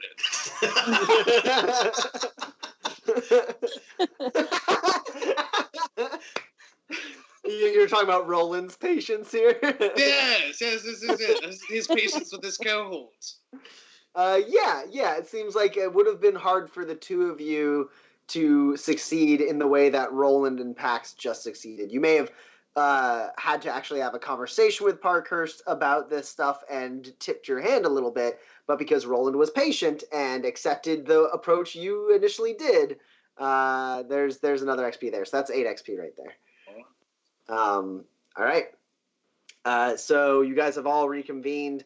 You're able to look at the receipt a little more closely. Pax, the receipt is signed by a Mr. Jeff Graham of the Cozy Carriage Stagecoach Company. And it's like notarized by him, basically saying like he's the one who's like who handed it off to Mary. It doesn't say it says the package includes 1 small parcel. And that's all it says.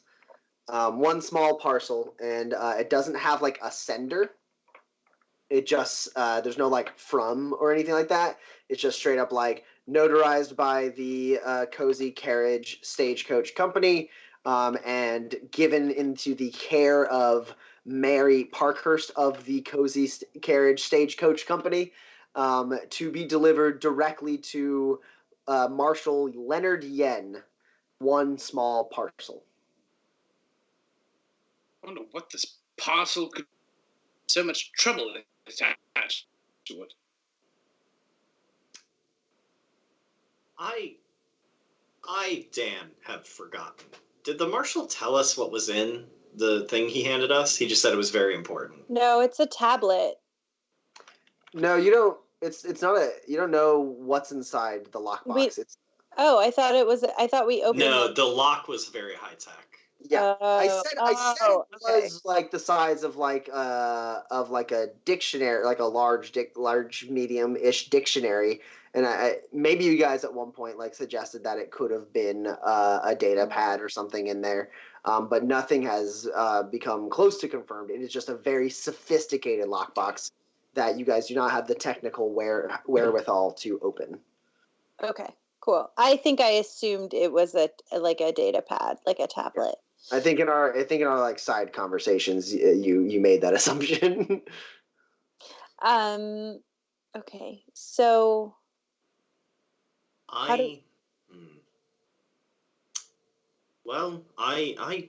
don't see a great way to ensure Miss Parkhurst's safety in this gambit we've undertaken. Other than telling her perhaps not to go to Lonested, take a different path?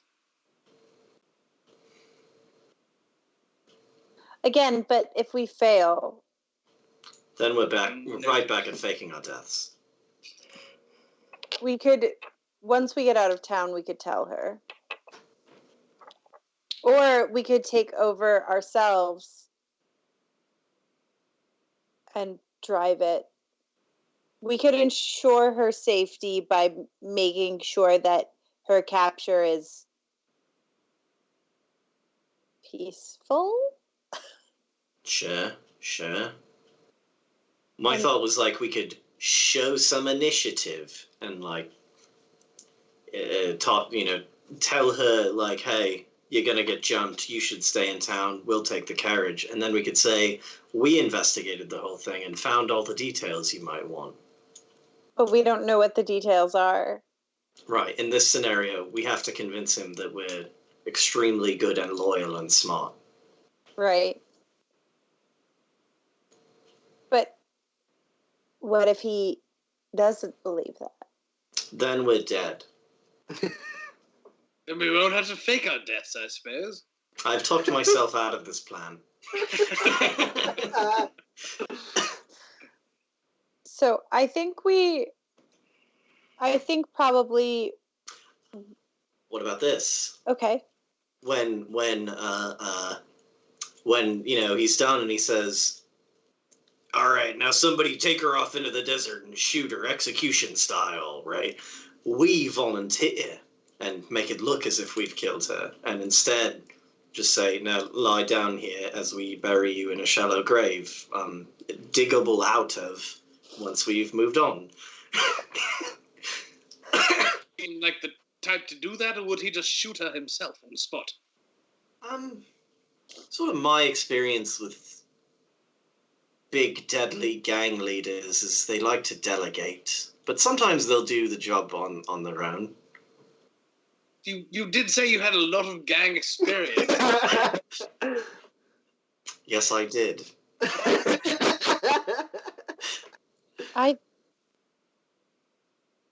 If all he wants is information about this parcel, then we should tell her that she should just tell him. Sure. Okay. I'm coming to terms with not being able to ensure her safety, and I'm sort of looking inside myself, and I'm finding I may be okay with that. Yes, well, I mean, it's either that or we say, a bit of a stretch, but we came to the town and she had just died and left her belongings behind. And we presented him what the information that we've found, that this might have something to do with something, right? We have her bag, and then, she'll have to give up her stuff, but she'll be alive. I guess the question is then, do you think that we're here alone?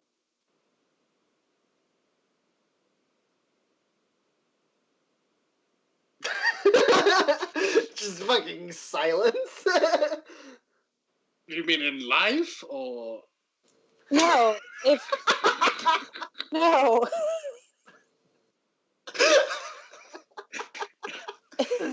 Your grasp of the criminal underworld, as ever, Kinsey, is astonishing. Thank you very much. I appreciate You know, I sure hope so. You know what? I've come to terms with it. We can't make sure she's safe. That's fine. I'm okay with it. Great. We're gonna do what we can in the moment, but if it's just not possible, I want to be alive more than I want to make sure that she doesn't get hurt. I mean, we may not be able to stop her from being hurt, no. but we can most definitely stop her from being killed. Okay, that's great. How's that for compromise? Do you like that? Is that good? I think that's great. I think let's go with that. All right, everybody, hands in on 3. We'll do our I'm best. not doing that. I've just sort Didn't of sound gleaned like coming that out of my Pax mouth. does not like to be touched, so I've avoided any of that. Great. So we're all in agreement. Thumbs up on 3. There we are. Yes. 1, 2, 3. Thumbs up. Okay, great. Let's go. All right, so you guys return to the Cozy Carriage Stagecoach Company stall, and Mary is there. As you guys are born, she's like, "Welcome, Mary Parkhurst," and shakes, reaches out a hand to introduce herself to you again, Dan. Sorry, I sort of forgot if I was going to give her a fake name.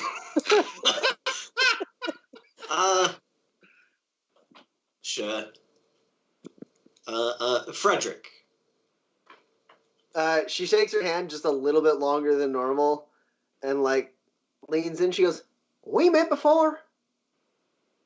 I don't think so. Have Been you to ever been to stage- Freedom City? I mean, yeah, but who hasn't?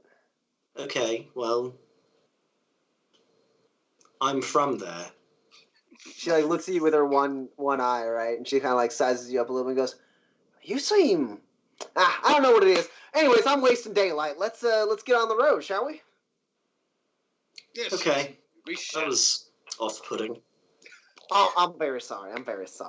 I guess hours on the road makes me a little rusty when it comes to having passengers. I've been in this camp for a little too long. I'm ready to go. So let's climb aboard. This is going to be your carriage. Now I will see to your safety. We will go. We will head southwest towards Alanastead. We'll be able to make it to the next settlement a little bit after sunset, but fear not, I am well experienced at traveling at night. So you have nothing to worry for. These are safe roads, anyways. So go ahead and climb on in. And she you see her like pull out from like the boot of the wagon. She pulls out like a double barrel like shotgun and like pumps it. And she goes, and well, let's get on the road. Onward to Alanastead. And she slaps the reins on the. There's 4 horses in front of this coach. She snaps the reins on them, and they go going out. And as it continues down the road a little bit, and the sun starts getting a little bit lower in the sky, do you guys do anything prior to nightfall, or? I'm going to take a look as we leave the settlement to see if there's anybody, seem to be following our track. Yeah, go ahead and roll an observe test. Mm-hmm. Right. Yeah.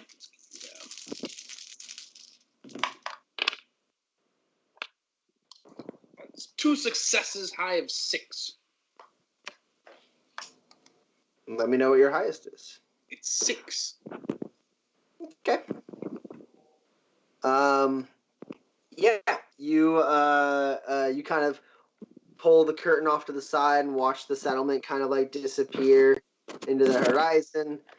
You don't seem to see any like suspicious activity of someone like riding out on horseback or like skulking into like the bushes outside of town or anything like that. There's travel to and from, but nothing that seems strange. It doesn't look as though we're being followed at the very least. Oh, are we alone? I get it now. Okay, yes. We are. We're alone. We seem to be alone. Quite good at this criminal kind of thing. You catch on remarkably quick, Kinsey.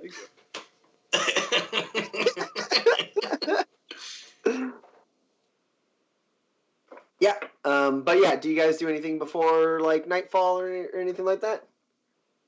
I don't think before nightfall, but is there a town that... Did she mention a town that we'll stay in before or overnight, or are we like camping? She did mention that it was a straight shot, so you guys wouldn't be taking a break. You're going to be traveling overnight, basically. But she did say that you were just now. She did say you were going to make a quick pit stop to a settlement a little after nightfall. Okay. But she then said like she was just gonna like straight shot you to Alanastead from here. I think if you guys are good, I'm just gonna go to sleep for a bit. It's been a stressful day. A lot of things, a lot of moving pieces, a lot of plates in the air. I'm gonna take the opportunity to sleep while I can. Please wake me up before the ambush happens, if possible. Sounds reasonable enough, sure.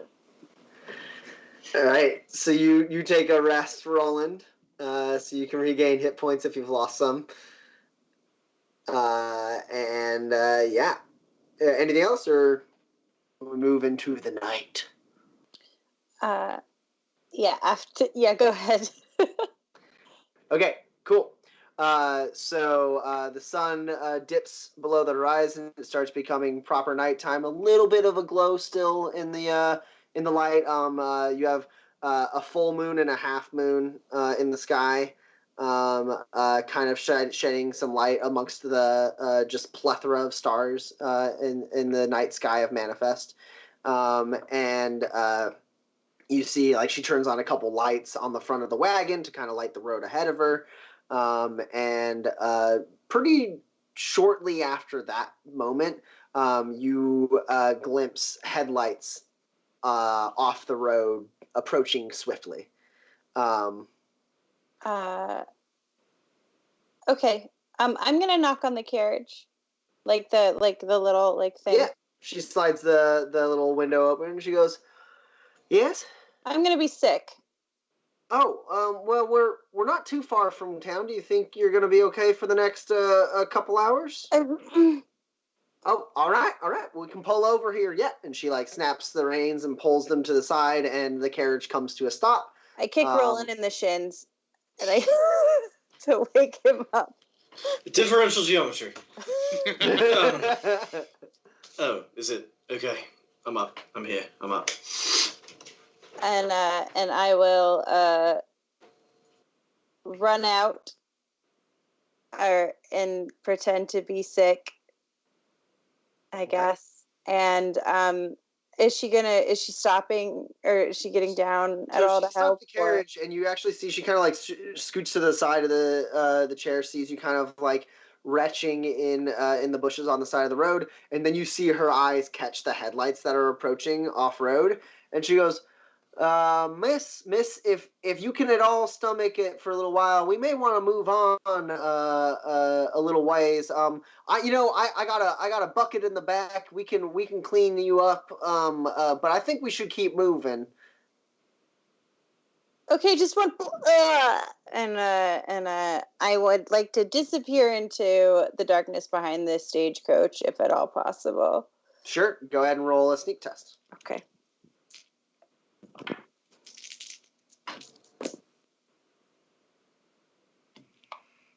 You were up against a 6. All right. That is 2 net hits. Okay.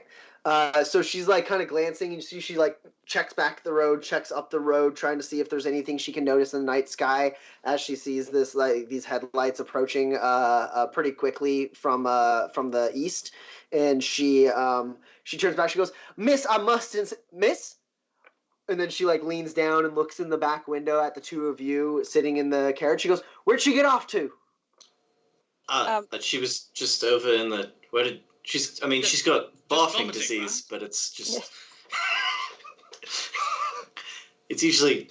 I didn't see which. Did you see where she? She slams the window shut, and you hear her like pump the shotgun, get it ready, and she hops off of the carriage and slams the door shut. And she's like, "You two stay in there." Slams the door shut, and then she turns on like a flashlight on the side of her shotgun and like kind of shines it to where you were throwing up. And she goes, "Miss, are you hurt? Where are you, Miss?" And she's kind of trying to figure out where you got off to. Okay. And then I'd like to, if at all possible, be like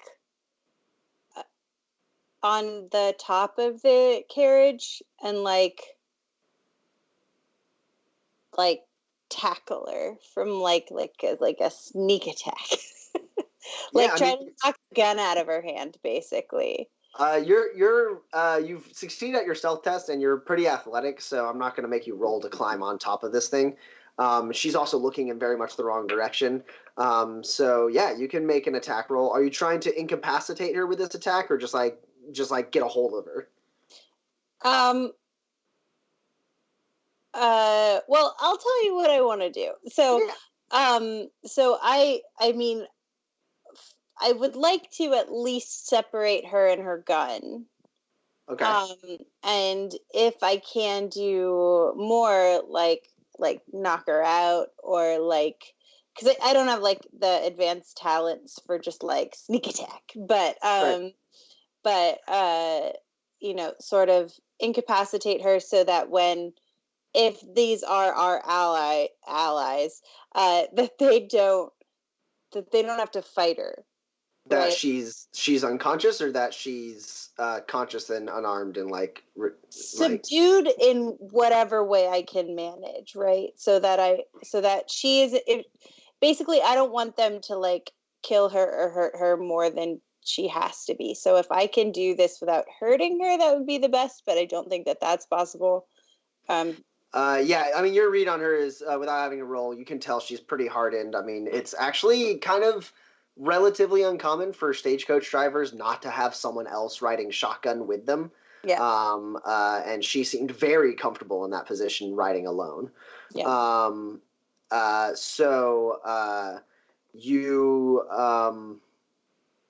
Let's see. It could be unarmed, or if you're using your knives in like a non-lethal way, it could be melee. Okay.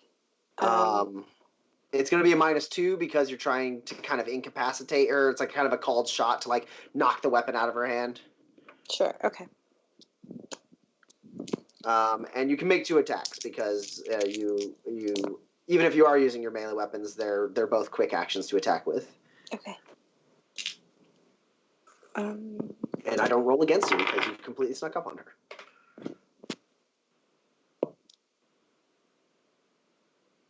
Okay. Well, it's not as good as I would like, but I have a 10 high. Okay. I mean, don't forget you got grit for days too. So, but the high doesn't matter. This is unopposed.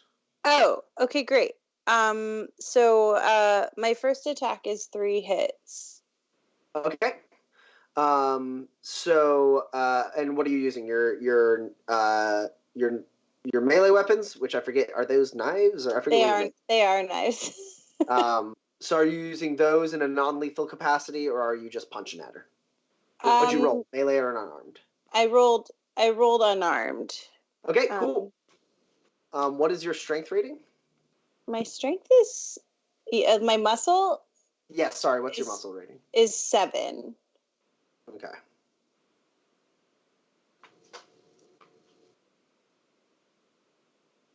Okay. And you said you got 3. I got 3 hits. Okay, go ahead and roll again. So what you are able to do with the first blow, like all at once, you're doing this. You drop down from behind her as she's turning, and you're able to like kind of kick the gun down into the ground. It kind of where it like flies out. She isn't even able to like get a shot off on it. And then you kind of tumble into her, and she like kind of falls down to one knee, swearing as she goes, and like you kind of hit her in the head with like an elbow, and she's like seems a little dizzied. But you can tell she's gonna fight you now. Yay! Like she's not just gonna like get unarmed and be like, oh, what? Like she's like. Her instincts, you can tell, like you've seen this before, her instincts are about to kick in, and you two are going to be like blow for blow fighting until one of you is unconscious. Step in to prevent that. Well, she still gets her second attack first. Okay. Sure. And is this unarmed or melee? This one will be a melee. Hopefully, I can get enough of an attack on her that I can get maybe like the blade at Sure. her. So because it is a lethal weapon, it will be at a -2. Okay. And you just let me know if you want to spend any grit. I'm spending 1 grit to make my unluck. Okay. Ugh, gross. I got hits on all 5 of my dice, but Well, I have a 6. it's not very good. All right, I have 3 net hits. All right, how much damage is that? 9?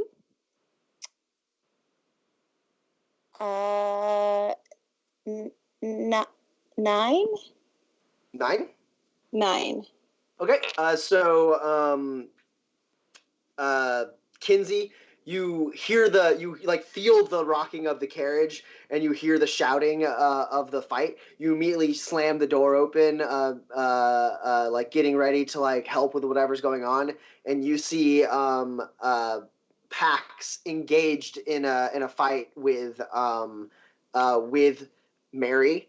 And Pax is like kicked and like kind of elbowed and dizzied her up, and she stands up and immediately throws a punch at you, Pax, and you like kind of duck swiftly, flipping your knife the opposite direction you normally do, and kind of like punching it at her, like into like the like head, and she like stumbles a little bit, and then you raise up your knee and like hit her in the jaw, and she goes flying back and lands on the grass unconscious. Cool. That's what I wanted. So. And Kinsey, what do you look like? Do you got like a gun out or anything? Are you like? Yeah, I exited the carriage with my pistol in my hand, ready to point it at her face and tell her to stop it. Clearly, I'm not needed here, so I suppose I'll just tuck myself back into the carriage then. Well done, you've got it. Here then. At this moment, the headlights are extremely close. You're not sure if they managed to see you finishing knocking her unconscious. They may have just seen like movement outside the carriage. Hard to say, but that truck is flying real fast. It comes to a skidding halt, and you see at the wheel, with like her bandana, like pulling her hair back, Cho Saxton, looking through like a little confused and kind of propped up with a leg up on the side of the truck bed. Miguel has his gun at the ready, and then like out of like the like shadows, you see like the Ache like flying from the front of the carriage into the light of the headlights, and the others like you hear like doesn't seem like Bo's motorcycle's anywhere nearby. Bo is also in the back of the truck with Miguel. The rest of the Dead Man's gang kind of surrounds the lot of you, and kind of hopping off of the back of the Ache is Rufus. And he looks at the unconscious Mary and looks at you and goes, "The hell?" And that's where we'll end tonight's session.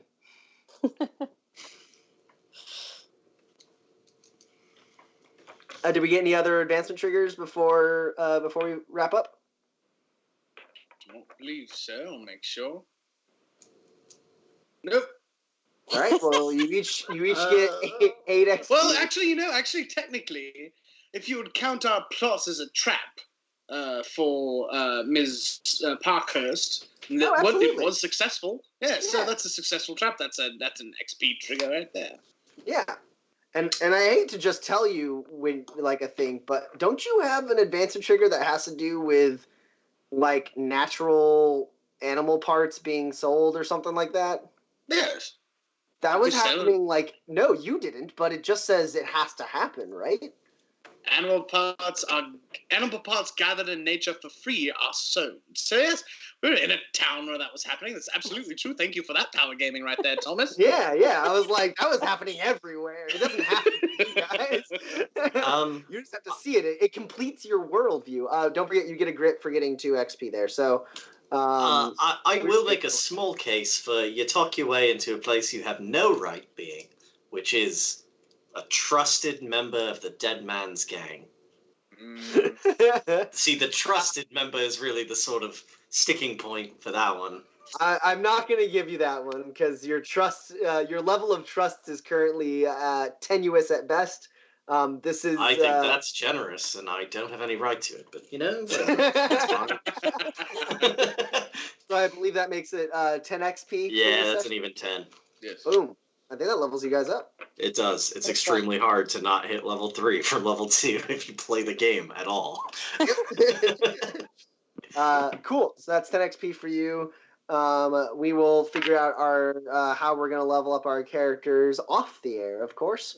But we have a little bit of time left in the stream, and I wanted to end it because I know we have at least a couple questions from the Discord that I'm going to pull up here. And I don't know, Addie, you have view on the chat if there's any conversation happening in the Twitch chat or questions. Now would be the time, viewers, to submit whatever questions you may have about Manifest, about our Twitch stream, about any of the cast, anything that happened in the session.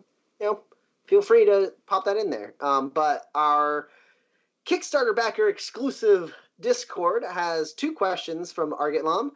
One is, what would be the upper limit of what can reasonably be built with a tech cube?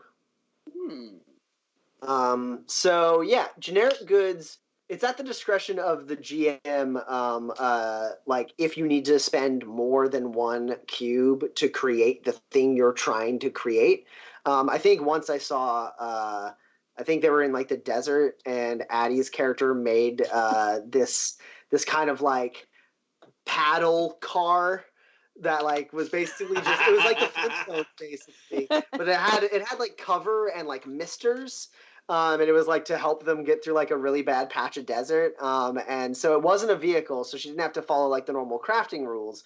But I did make her spend more than 1 machinery cube because it was a much more involved thing. All it really did was help remove negatives for how shitty the weather was, but like it was like a very consistent one that could affect everyone. It's different from like spending a tech cube to just like have your own personal mister or parasol.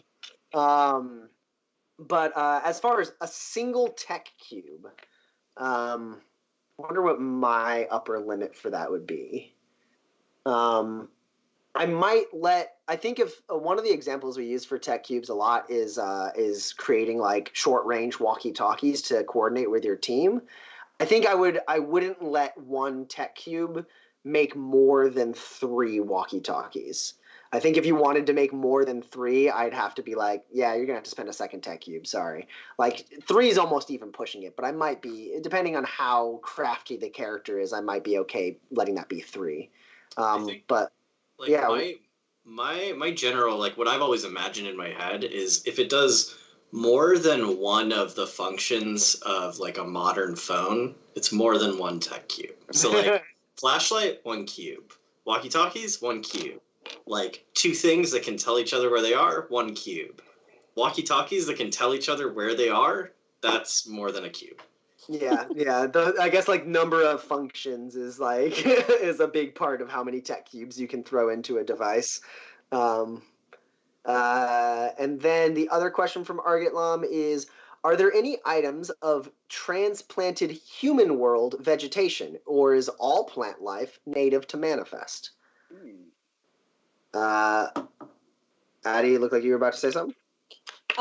So there's nothing that says that Manifest can't have like corn or wheat or anything like that. I find a lot of times stuff like, oh, well, it's changing the clock or the days of the week to alternative names, things like that, generally actually break the sort of fourth wall rather than add to it a lot of times. And so if this is something that I was planning on specifically not including in the lore. Something that I've always thought is that like small patches of carefully cultivated like soil can grow like, earth-like substances, or like greenhouses, but the nature, the like sort of like semi-luminescent nature of manifest is weird, and sometimes will grow what you want and sometimes won't, and those seed packs are kind of like a lottery or a big question mark. And so you can make it what you want. If as a GM you'd rather just have people eat like wheat bread and stuff, then that's totally reasonable. But if you want them to eat like weird fruits that are like an amalgamation of pineapples and peaches and also like durian, like cool, that's also something that like you can do. And there's like no yes, luminescent tomatoes might happen, who knows. So vegetation is specifically left out. It is limited only to the amount of effort that a GM or players would like to put in to flesh it out as their own. Yeah, it feels like, we know that humans brought some stuff with them, like there's horses on Manifest that are just straight up horses because, humanity like brought them in and acclimated them to Manifest. There's probably just like straight up normal like dogs and cats, like, pets that people had that like kind of like are around in places, sometimes maybe more common than others. There's nothing to say in your game that like, some people didn't bring some corn and then there's like they got some just like normal like non-manifestian corn hanging out, or like Addie was saying, like it could be they brought corn 400 years ago and now we got weird corn. I will say we've generally played it in our home games as like the fauna, all of it's weird. Yeah. The flora tends to be like earth-like and less specifically noted, right? Like the fort, for example, right? Like you said, it's got like pine tree walls or whatever, right? Like Yeah. I don't think we've ever encountered like a manifest specific tree unless the point of the session was like you got to get the root of this special tree that is weird on manifest or something like that. Yeah. Do we have any other? That's it for the Discord exclusive questions. Do we have any others in the chat or anything like that? No questions in the chat. Just a lot of tomato related discussion, I guess. Yeah. So that's all we've got. Unless somebody's got a question right now. Yeah. Well, we'll talk a little bit. We'll give you guys some time in the chat if you want to throw any questions our way. We can talk a little bit about like what's coming up in October. We haven't posted a schedule yet, or anything like that. We after this stream we'll be changing the name of the channel to Waypoint Game Designs.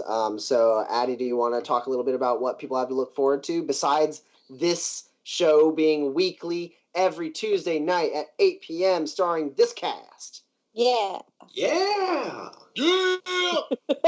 That's great. Yeah. So we are officially moving to weekly going forward.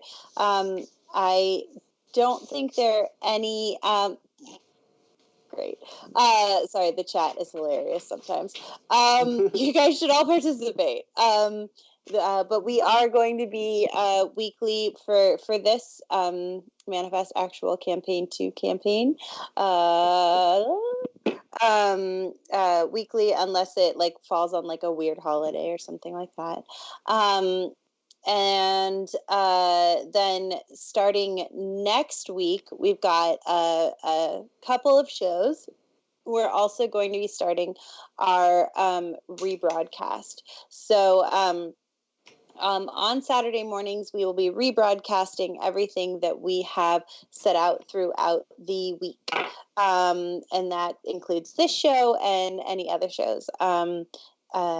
Twitter requested that I give a recap of a D&D campaign that Tommy and Dan are playing in, and that's going to be bi-weekly on Wednesdays. They just started out, and already they're hilarious. So I can't wait to talk to you about that. And then also we will be doing building character show, where we build characters for RPGs.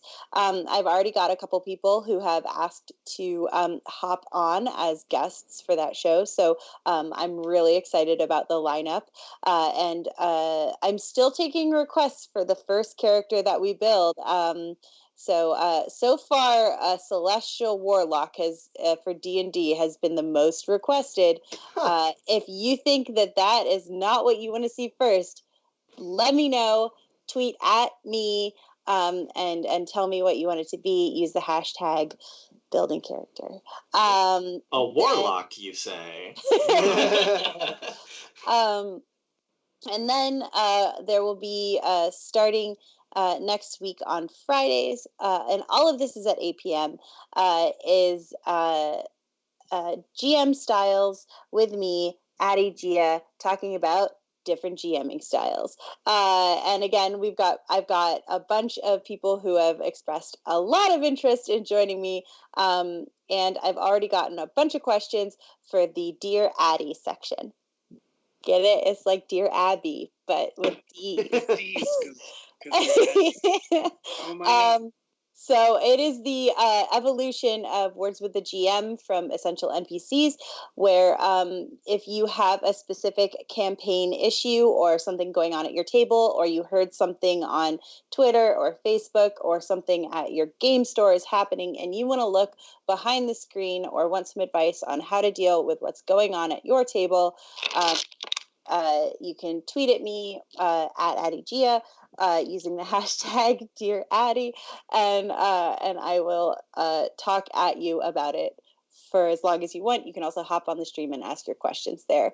I'm really excited about GM styles. I think it's going to be really cool, and I have so much to talk about already. So get ready, buckle up. I'm giving my opinions. And so that's the stuff that we've definitely got on the docket. 3 new shows, mostly starring me. So you get a bunch of me and some of my bestest GMing friends. And then also we've got this show weekly, and we've got 2 more shows in the wings that we haven't announced yet that are currently in development, which I'm pretty cool to do, and I'm really looking forward to them being fleshed out. If there's anything you want to see us do on Twitch, also tweet at Manifest RPG. We will consider it. And as always, we're available. You can see our socials up in the corner. Manifest the RPG. Join, follow us. Twitter is other side Tommy. There you go. And then Twitter is Manifest RPG, and then on Instagram we haven't posted anything yet, but I swear one day there will be pictures on Instagram. It's your left. It's all over here. Yes. You know what else is over there is the follow button. So smash that subscribe button. Let us let you know when we're going live. It also lets you know when what our schedules are going to be and what's generally going on. Keep up to date. And as soon as we get affiliate, which we are extremely close to, you will be able to subscribe and support your favorite shows. So that's pretty much it. I swear I'm done talking about promotional stuff. And we don't have any more questions in the chat. We just have some cool chat. I love the use of yeet-haw. Thank you for doing that. Yeah. And I think I have that on the back of my shirt, right? you do have it on the back of your shirt. Yeah, for sure. And that is all I've got. So back to you, Tommy. Yeah. All right. Well, thank you to everyone in the chat. Hope you guys had a good time. We're really excited to bring this to you again next week. See what happens next to these 3 not super enthusiastic outlaws. See how they can try and wriggle their way out of this one. So yeah, I don't have anything else for you. Thank you so much for watching. We'll see you guys next week and in all the other shows. Thank you so much. Let's get some sweet, sweet outro music. Bye. Bye.